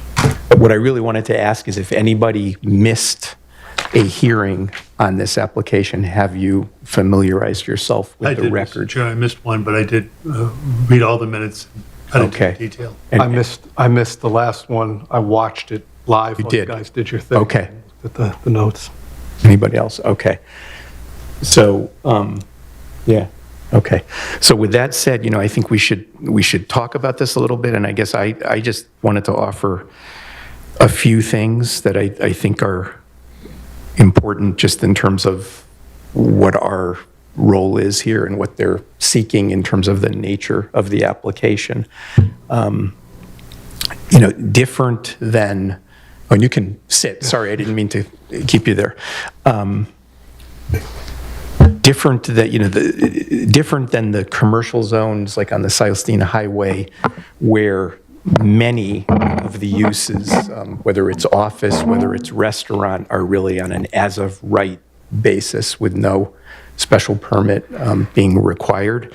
In the Village Business District, all business uses require a special permit, and the regulations are set up that way, out of a recognition by the commission at the time they adopted the regulations that within the Village Business District, an office use may be appropriate for one property, but not for another. Same with a restaurant, same with whatever the use might be. So we're required to look at the specifics of the property that is being proposed for, the characteristics of the property, and the use, and comprehensive review of all the potential impacts of the use on the immediate neighbors and beyond to the larger area. I think Dave, in one of our first packets, included a number of sections of the regulations, including Article 8, and that lays out in detail, what some of those impacts are that we're required to look at.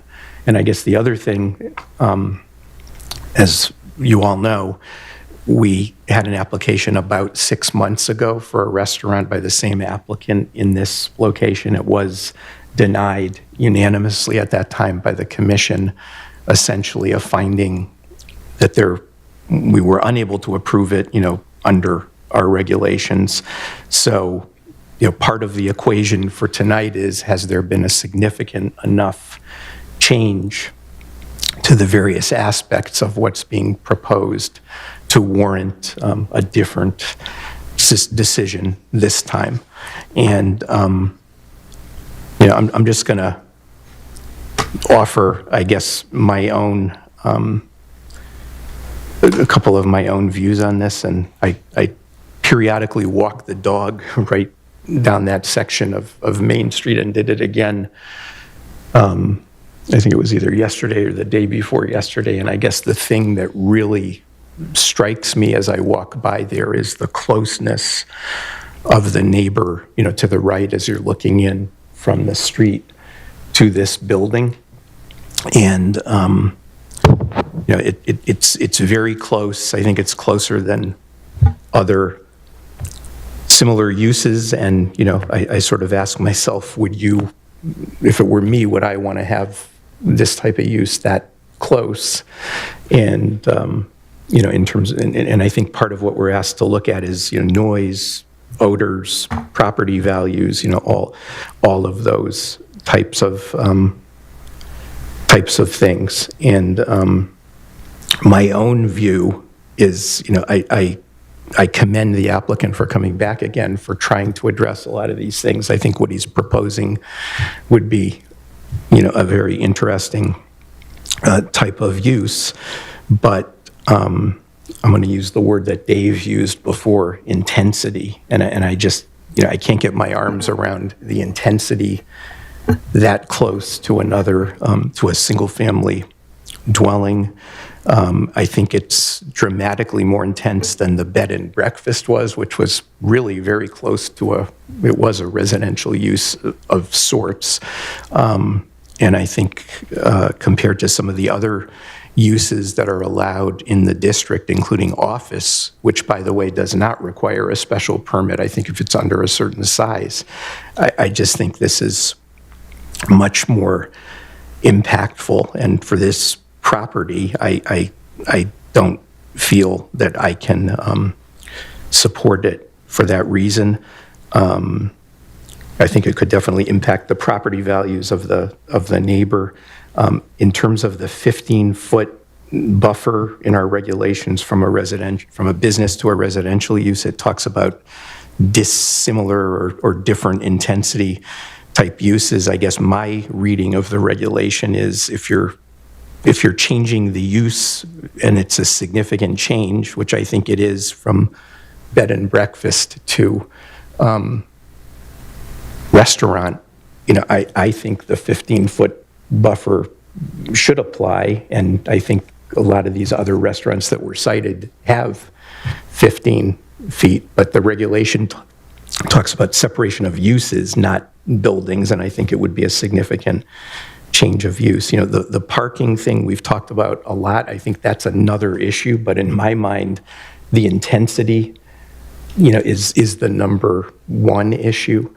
Although when it comes to the parking, we've heard some things tonight about the frequency of rentals at the Keeney, that, when the lot can be full. I think that variance is interesting from 30 years ago when the Keeney was allowed to operate with 100 spaces, and the ZBA talked about, not wanting to spill traffic into the neighborhood and that 100 should do it. But, we've kind of bid against the Keeney on several applications over the last few years where various restaurants and other uses have said that they were gonna park there. So I think it's a finite resource.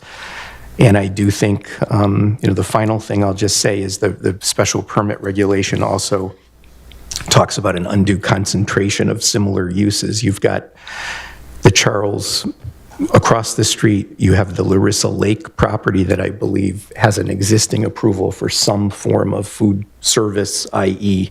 restaurant use that runs with the land, and still somebody mentioned, I think one of the public, that a restaurant may be coming in there. And you've got the bar across the street.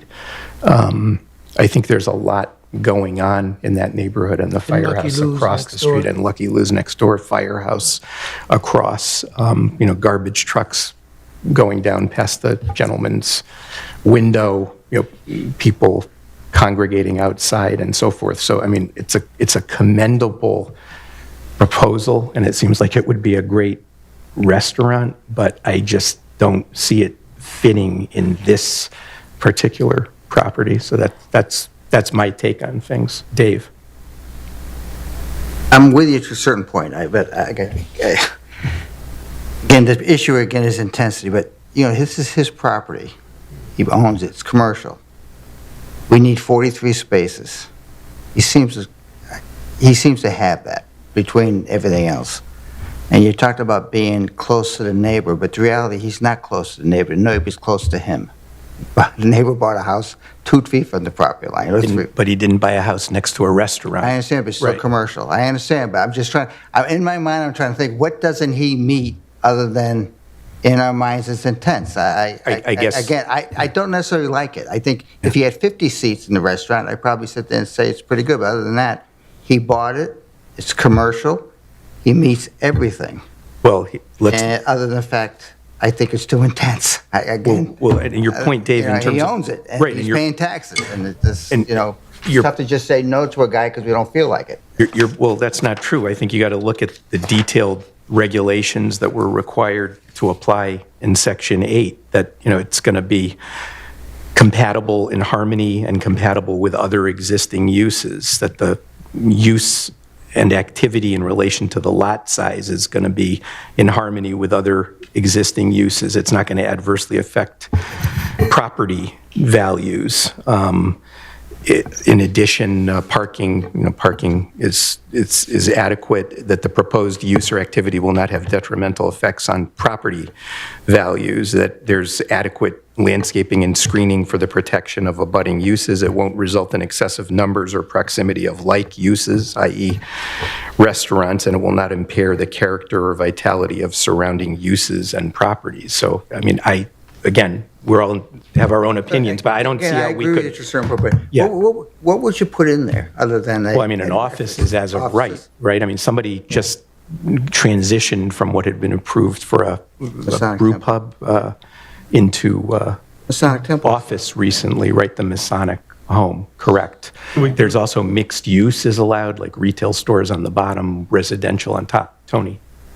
We did struggle with that for a decade, trying to figure out what to do with that. Yes. I walked in over the last couple of weeks, and I identified 27 bullets that were brought out over the last 2 or 3 hearings on this, and I feel the same way with where David's at. There's going to be a significant investment to this building. It could almost double, if not triple, the overall value of the property. There is an appeal process if there is needed by the abutting property owners. The buffer is there, the lighting schematics seem to come into line. Again, we denied it before for justification. And of those 27 bullets, there were 15 or 12 to 15 that I think have been addended to, addressed to. So I'm leaning towards favoring this where I wasn't before because of the parking issues, and to see what other options, like you said, you could low profile it with a couple offices, keep another salon maybe in town. But I think the due diligence has been given for us to at least continue this discussion. So if not, vote in favor of. I guess, Tony, I mean, you identify the issue, which is basically, are 99 seats still too much, right? Very concerned. That's definitely to be, the intensity. Right. Peter? So, I mean, to me, it comes down, is this really a material change that would change my mind from last time? That's all that's important to me. And when you look at the numbers, I commend you. I mean, 30% is a big number. But when you look at 130 versus 100, to me, it's the same intensity. I just don't see how that's really going to change much. You're still going to have lots of people going in and out. You're still going to have problems with garbage collection, all that. So all the things that are concerning because it's 130, to me, are still concerning at 100.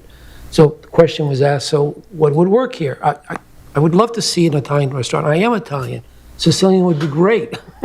I would love it. But, I mean, we have to be respectful to this neighborhood and respectful to the neighborhood as well as an adjoining neighbor. And I just still think it's too intense, and it hasn't changed my mind, frankly. Another point is I really dislike this whole idea of taking out the basketball court and putting gravel. I have a gravel driveway that's almost 400 feet long. I have struggled with that driveway for 30 years in Old Weathersfield, and I resist paving it because it would just look terrible, a big, long paved driveway, so I live with it. But my God, it's a nightmare, just snow removal, clean up in this, and it's just wrong. Now, the town came to us and said, we want to do something different down there, and we have a master plan. And, I looked at that and said, all right, could I live with that? Could I remove that basketball court if they do all these other nice things around the master plan? And frankly, they open it up for public comment and we can get the neighborhood to accept that master plan, then it would make sense. Fine, I would go with that. But not take out a basketball court, put in gravel. I can't accept that. It just really irks me. And that just is a negative. Last time it's a negative, this time hasn't changed my mind. So for those reasons, I respect what you're trying to do, I really do. And I feel for you. But you ought to consider 50, 60 people. I'd be open to that. Something a little bit more moderate. And upstairs, maybe have a rental unit. Go back to residential. You fix the floor, fix it up nice. You have outside dining in the summer. It'll face almost Lucky Lou's. If you look at what Lucky Lou does, he does a lot of his business during the summers. Inside is not a great place. Most of the people, are out on that patio. That's where I enjoy most of my meals there. And I could see that working for you as well. I just don't feel you have to cram all those people in that building. So you might want to consider something a little more moderate. But I cannot support 100. That's kind of where I stand. Paul, you had your hand up.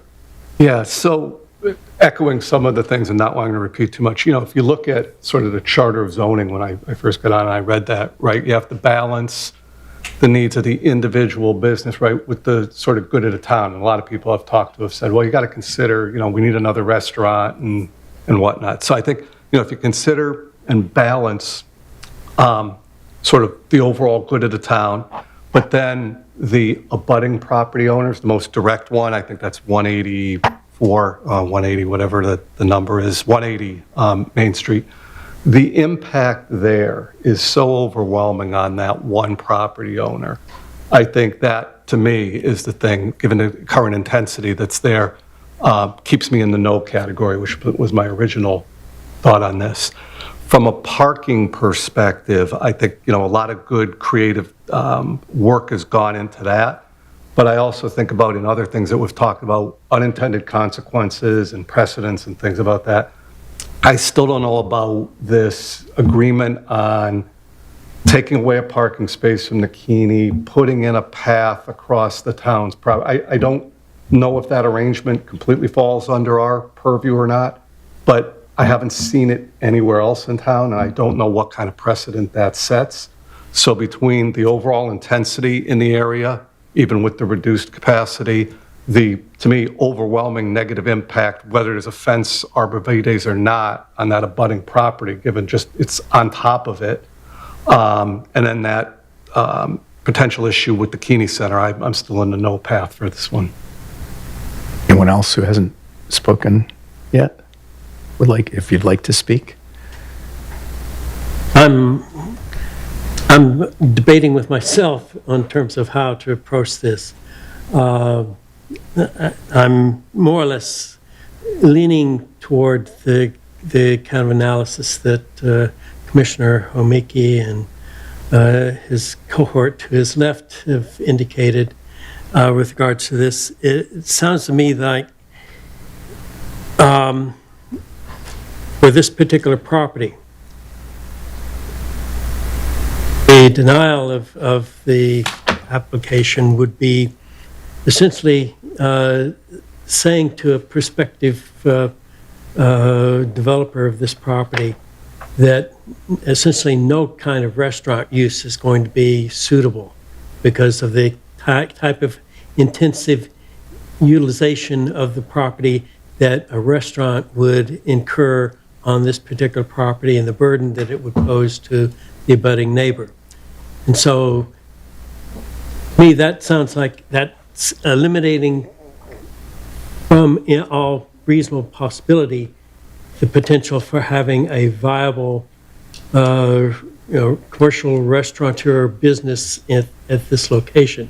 So one has to look at what other possibilities the property could be used for, which are many, but whether or not they're commercially viable.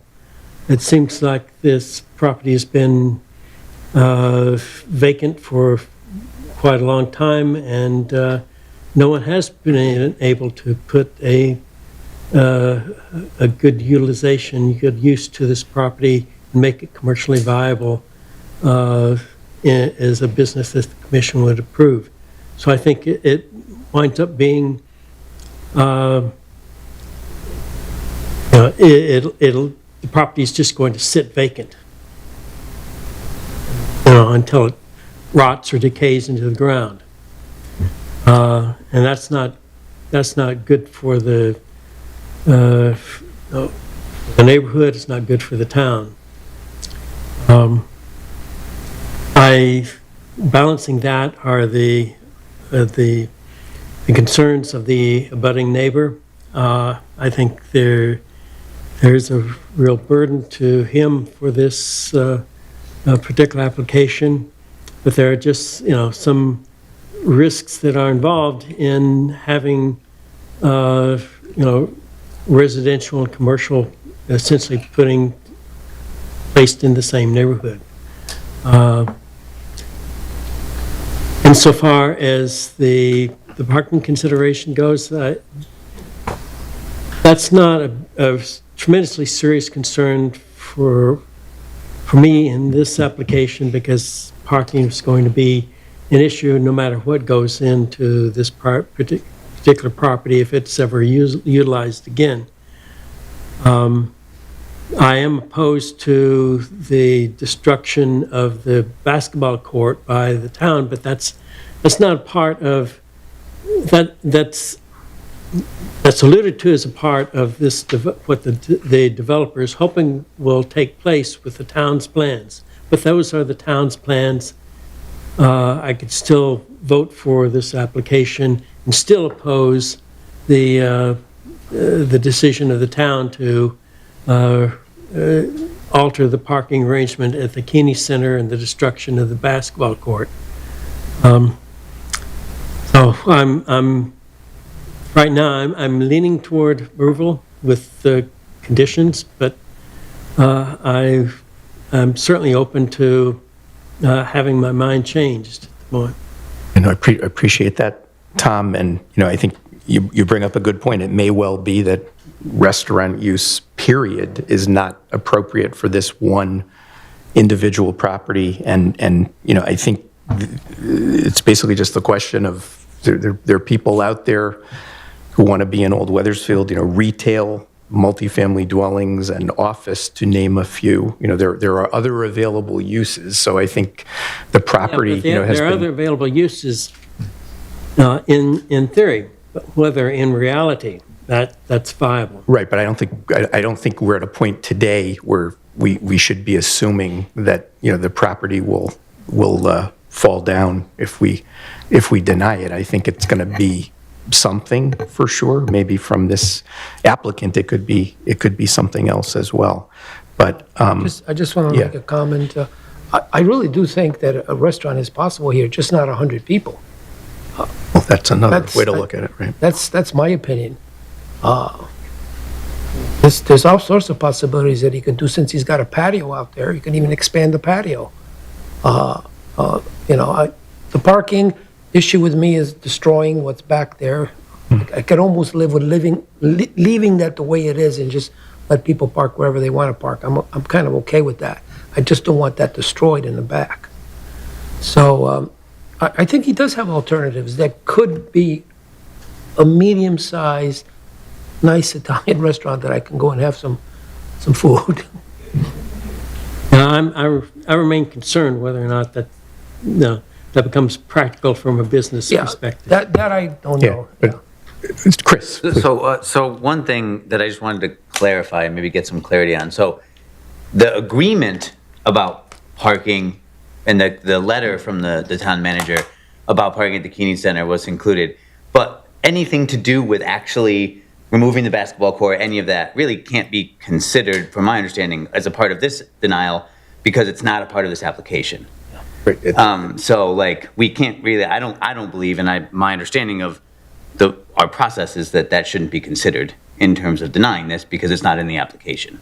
Well, I guess I think you could consider it to a certain extent because the applicant is saying to us, I will in part meet the parking need and you don't need to worry about it because I'm going to expand the Keeney lot and I'm going to pay for it. So you're right, that approving our action here doesn't mean the lot will happen. There's more process it has to go through. But if we approve as submitted, he's saying it's his intent to pursue the lot. So, and he would be relying on that. So it's it's a cause and effect type thing, basically. I think, am I also understanding that the last letter from Fred clarified that the town is trying to move around some grant money to pay for that too? That wouldn't be on the business owner. I guess the best way to me to say it is he's basically telling us I've got 32 or 34 spaces that will be coming in the Keeney lot. Rest easy on parking. So he's made it part and parcel of his application. Yeah, I mean, and the parking at First Church and the parking at some other things. So I think for me, I am also, I really am very concerned about the proximity to the neighbor, and that I don't think that given that the entrance is on the front and on the side of the building, that 50 or 100, I don't think that fundamentally for me changes the calculus on intensity, or sort of the math on the intensity of the use. I think, that property is like really, really close. The two properties are really close. So, but I think that I lean into your camp, Tom, on the, this is a very significant investment in a building that needs a lot of investment in order for it to be a viable commercial property, and that it's really important for the town to support that. When I look at the definition for our village business district as intended to provide for the development, maintenance, and enhancement of mixed-use pedestrian-friendly areas, I also think, multiple suggestions. I think a big change is the effort made to identify other parking from the original application. I think the details of changes to the screening between the properties is a big shift from what was there from the first one, if I'm remembering correctly. And I think that, the commitment of the town to add parking, period, in addition to identifying other parking and having leases for other parking, makes a big difference for me. I also think commitments to just improving some of that area of town there is also something that I lean toward, approving this. But I think that I still do have concerns about how close the property is. I think you can read the sort of the landscaping buffer requirements in a couple of different ways. There's that the use is still a business use, so it's not really changing. It was already business to commercial, and but I can also understand the intensity argument. So I think that more deliberation for me would still, but I do lean toward a yes, because I think that we do need to support what we've created the village business district to be.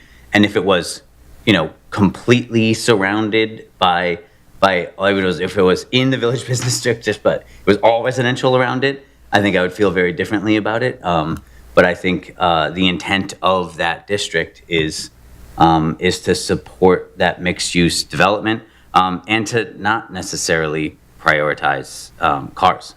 So and so I think of this as checking those boxes and reducing it by about a third. I mean, it's going to be a very expensive renovation, and you're going to need to be able to put people in that building for the math to work. And I get what you're saying, and I appreciate it, but I don't think that should be driving our decision. I think we have to apply the regulations and look at what the impacts will be. And I guess on the 15-foot landscape buffer, while the lawyer for the applicant, said the building's already there and, it's less than 15 feet, the sort of the concept of a grandfathered nonconformity,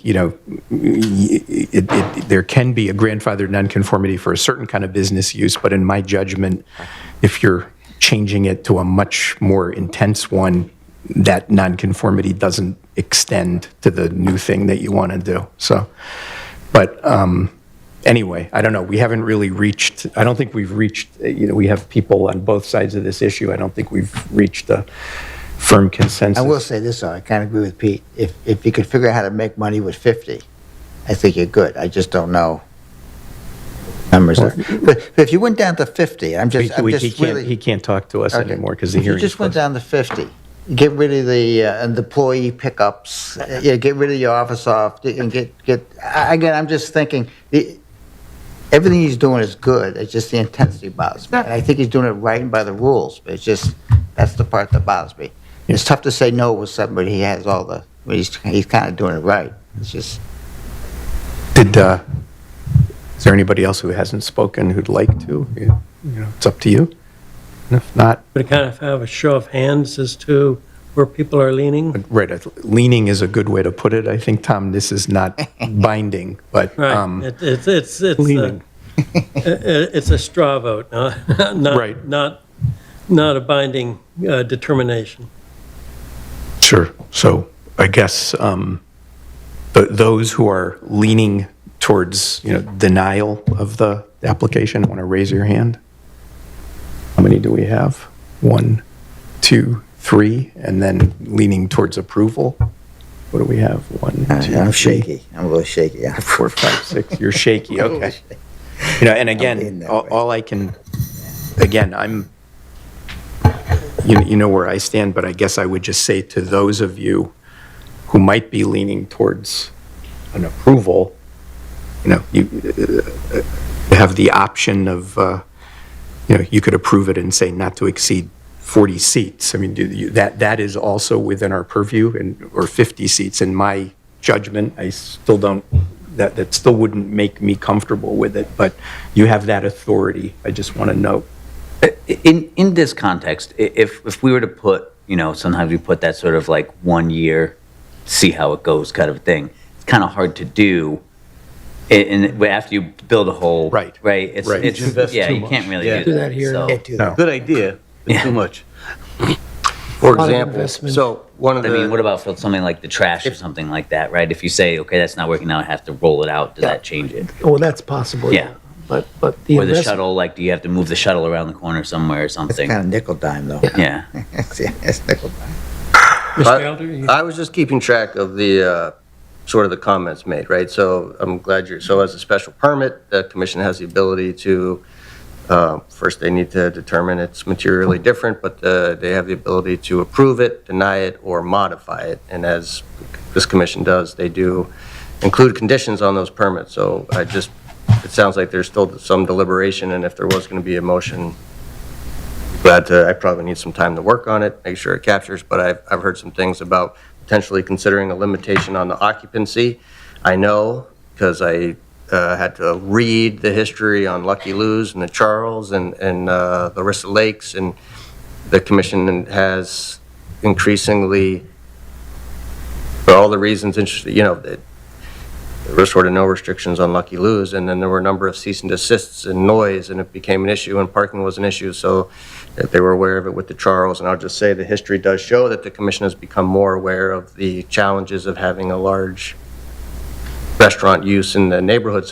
And then most recently, I would say the Larissa Lake property did as much as they possibly can. The commission required them to have parking, and so I sort of see that as the most recent. And the reason I bring that up is because I've also seen in the record where there have been applications that limited the occupancy, and then the property owner or the applicant comes back year after year to increase it. So if the commission is considering an approval of any sort limiting it, that I would include a condition that that the commission not be bound and not consider any increases for a period of time, like 5 years or 8 years. If you're going to say no more than 50, and I'm not saying that's the right answer by any means, I'm just saying if you say no more than 50, then just say we're not going to consider an increase for 5 or 8 years.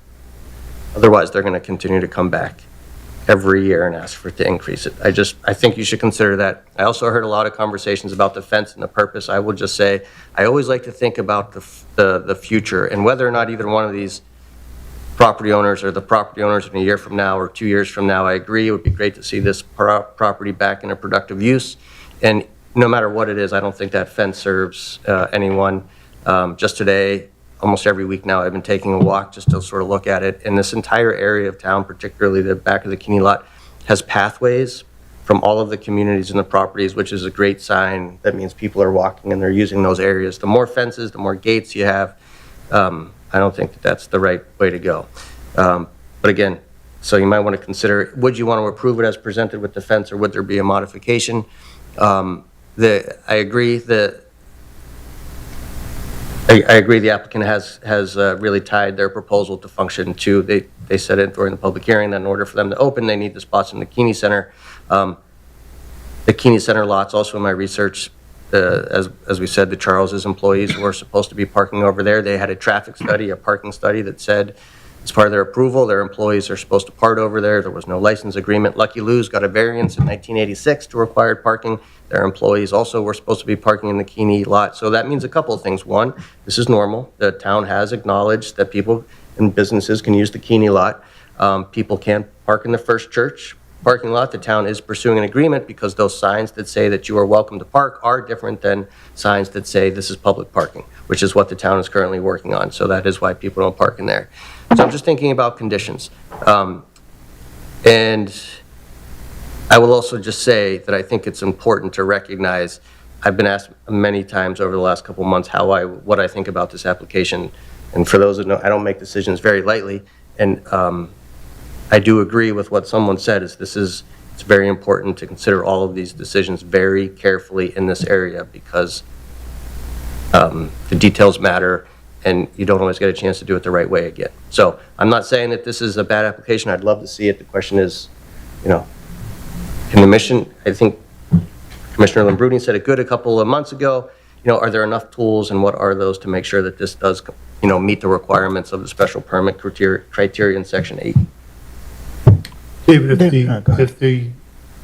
if the applicant is thinking occupancy would occur in September of 27, I think that's what he said, not 26, 27?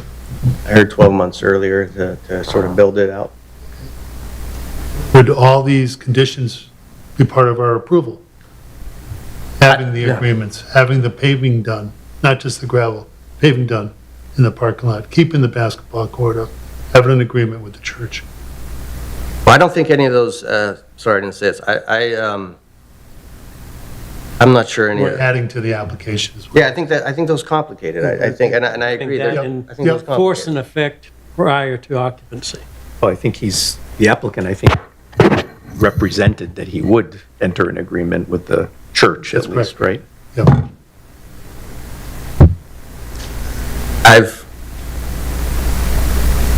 It's not the application before us, but it would be, I think the parking, as we've heard, parking is an issue for all of Old Weathersfield in this area, and the parking needs to be looked at comprehensively, and it would be difficult to, I think parking is the manifestation of the intensity in this application, honestly, and I think that's what we're seeing. It is the outward result of the intensity. That was the denial initially. And I'm not a parking. I just want to say a parking problem is a really good problem to have for any place. You want to see parking because you want people to come. You want trips. You want people to come there for a destination, which is great. But part of having a parking problem is also having an equally effective strategic parking strategy. One thing, Dave, that I would like you to do is just you could just do a phone call, but I'd like you to just run by our attorney, the town attorney, the potential applicability of the 15-foot landscape requirement, given that there's a proposed change of use.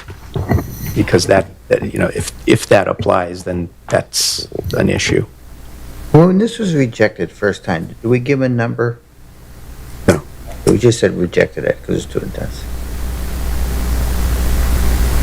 So I think,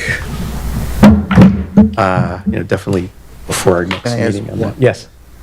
I know I can't ask anybody, but I'm going back to what kind of Pete is on this thing. If you got rid of the shuttle buses, the employees, the offline office and all this stuff, and what could he get down to that would be financially workable? Again, to me, I can't ask him, I'm just saying, to me, it's, 100 seats is still a lot for that. Right. But I don't know how I can say no, other than I don't like it, So Dave, do you remember Fakero Restaurant in Franklin Avenue? Yeah. I knew Mr. Fakero, and he bought a house in the corner, and he did what I thought, would work, and it worked out for him. He gutted the whole house. Upstairs, he converted it into an apartment, and downstairs, he made it into a restaurant for about 50, 60 people. There was very little parking there, in that corner. So, the issue of parking in Franklin Avenue is always the issue, but he survived. Yeah. He survived for 20 years. It's whatever the owner wants. It's not up to us. But I'm just saying, I'm with you. in my mind, it's not impossible. I can't speak for this location, this applicant, but knowing Sebastian and what he accomplished there, say, hey, that worked pretty well. So it might work here. But I think As I listen to this, I keep thinking about, the position I had. for me, parking is the last thing that I'm thinking about on this one. I mean, 43 spaces. People will That's all we need. figure it out, 43 you know? spaces. You got The parking, that somehow takes, people will figure out something. It's the intensity and occupancy, and then the impact on the directly abutting neighbor, and then third, the neighborhood around it. So number one, it's for me, it's the intensity and occupancy, because that, you know, the sort of no thinking in my mind that impacts all those other factors ties back to intensity, right? I think at the end of the day, this isn't a parking issue, it's an intensity of use issue.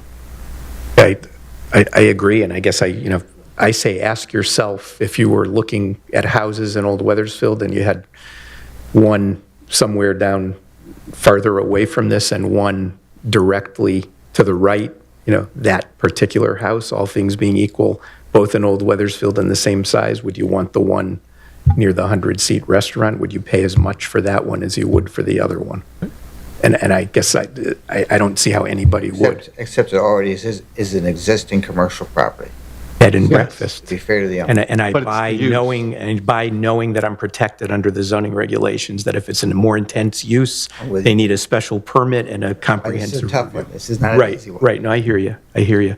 But our next meeting is not until, July 21st. 21st, did we confirm? I think. yeah. Because you only have one meeting in July?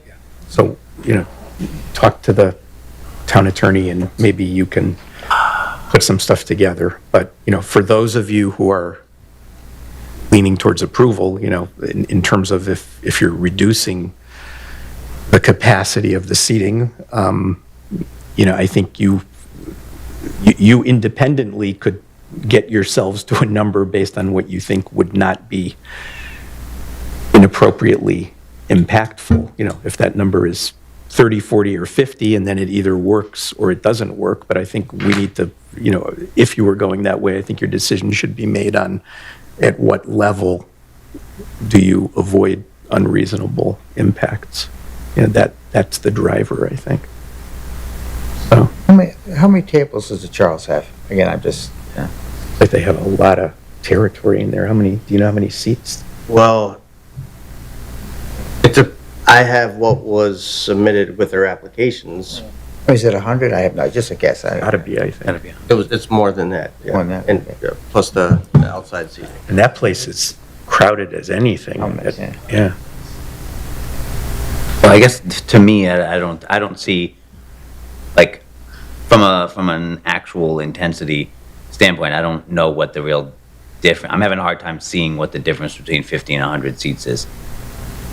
Well, it's probably It's called profit. 100 people an hour walking around the street. Make a buck or you can't make a buck. Yeah. A lot of trips. You're gonna put $1 million, $1.5 million into a building and gotta have a certain number of Like money. diners in order to make it cost effective. Right. I mean, and I think that the chair, that would be my natural inclination is to think that, but I think for the purposes of what we can consider, to me, it's a definition of intensity. And sort of, you know, is intensity a time-based thing, or is it a sheer volume-based thing? Is it a noise or a sound-based thing? I mean, even just the landscaped buffer definitions here, it says from more intensive to less intensive uses in relation, but it just lists business. It doesn't say business with 50 customers or business with 100 customers. And so then that leaves some subjectivity up to this commission to make that determination. And I think I'm just really having a hard time conceptualizing the difference between 50 and 100 people when there's already potentially, you know, when there's already just that amount of activity in the area. I just because the application was the prior application was introduced. I'll mention this because after that decision was made in January, I got some questions. There was a lot of confusion, and I know you understand this, but just for anyone who might want to know that a good way to visualize intensity is you figure the prior use as a bed and breakfast had 6 bedrooms. Let's assume 2 people were in each bedroom. There was a maximum staff of 3. So a maximum, there was 15 people.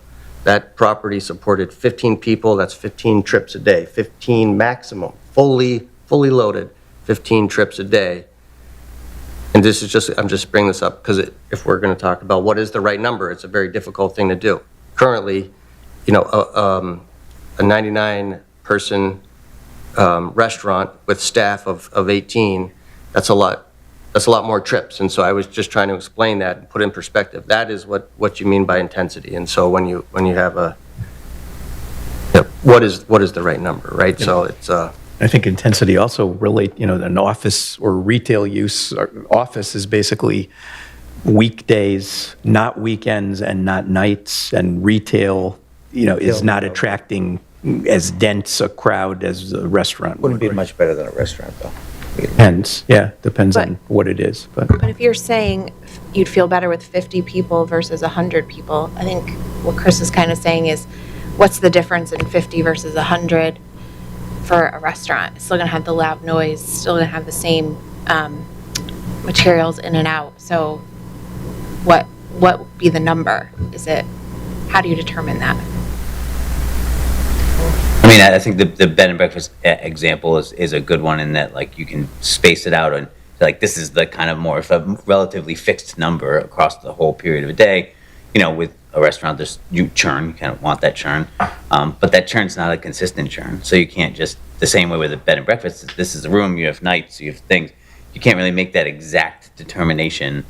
You can only kind of estimate that from a restaurant, because even if you have 99 seats, they're not going to be full all the time.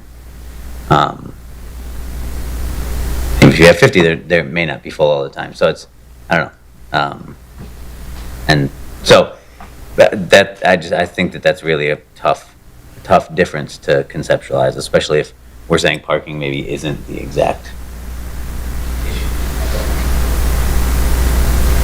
Okay, so want to call it for tonight, and this will stay on our agenda for the next meeting. Go ahead. Yeah, I'm not sure, just to make, so I can follow up with the town attorney, and I can try to, in the minutes we're reflected to, I'll try to put together some for consideration, the conditions, if, I'm not sure what to call them, but I'm just going to put together the items that I've heard, the issues that I've heard, and then those will be in the minutes, and then I will just put those together, and it's going to be continued, sounds like, and then the deliberation will continue, and maybe You'll those. pass that out before the next meeting?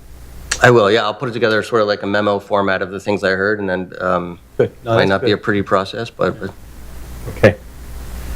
All right, so moving on to our next, that'll be on for July 21st. Next item, I'm looking at the wrong agenda. Here we go. Other business, there's nothing. Minutes of May 19th. Would somebody like to make a motion? Motion to approve? Is there a second? Second. Second, Peter, all in favor, please say aye. Aye. Aye. Any opposed? Any abstentions? Abstain due to absence. Minutes of June 2nd, would someone make a motion to approve? Move to approve. Second by Peter, all in favor, please say aye. Aye. Aye. Any opposed? Any abstentions? Abstain. During Paul, absence. Joe, and Chris all abstain. Oh, I'm sorry. No, we're good. Okay, public comment, we have a public comment section. It's limited to things that were not on our agenda tonight. So if there's anybody who wanted to talk about something that wasn't on our agenda, you can. And seeing none. Correspondence, do we have any? we do not. We did receive some referrals from the Capital Region Council of Governments, but I will include those in the Okay. next meeting packet, or I can distribute them via email. Okay, and then I see there are no applications listed to be heard at our next meeting at this point. And final item, Well, just the one that was continued. right, Yes. no new applications. Okay. Would someone like to move to adjourn? So moved. Peter, second by Second. Tom. All in favor, please say aye. Aye. Aye. Any opposed? Any abstentions? All right. Thank you.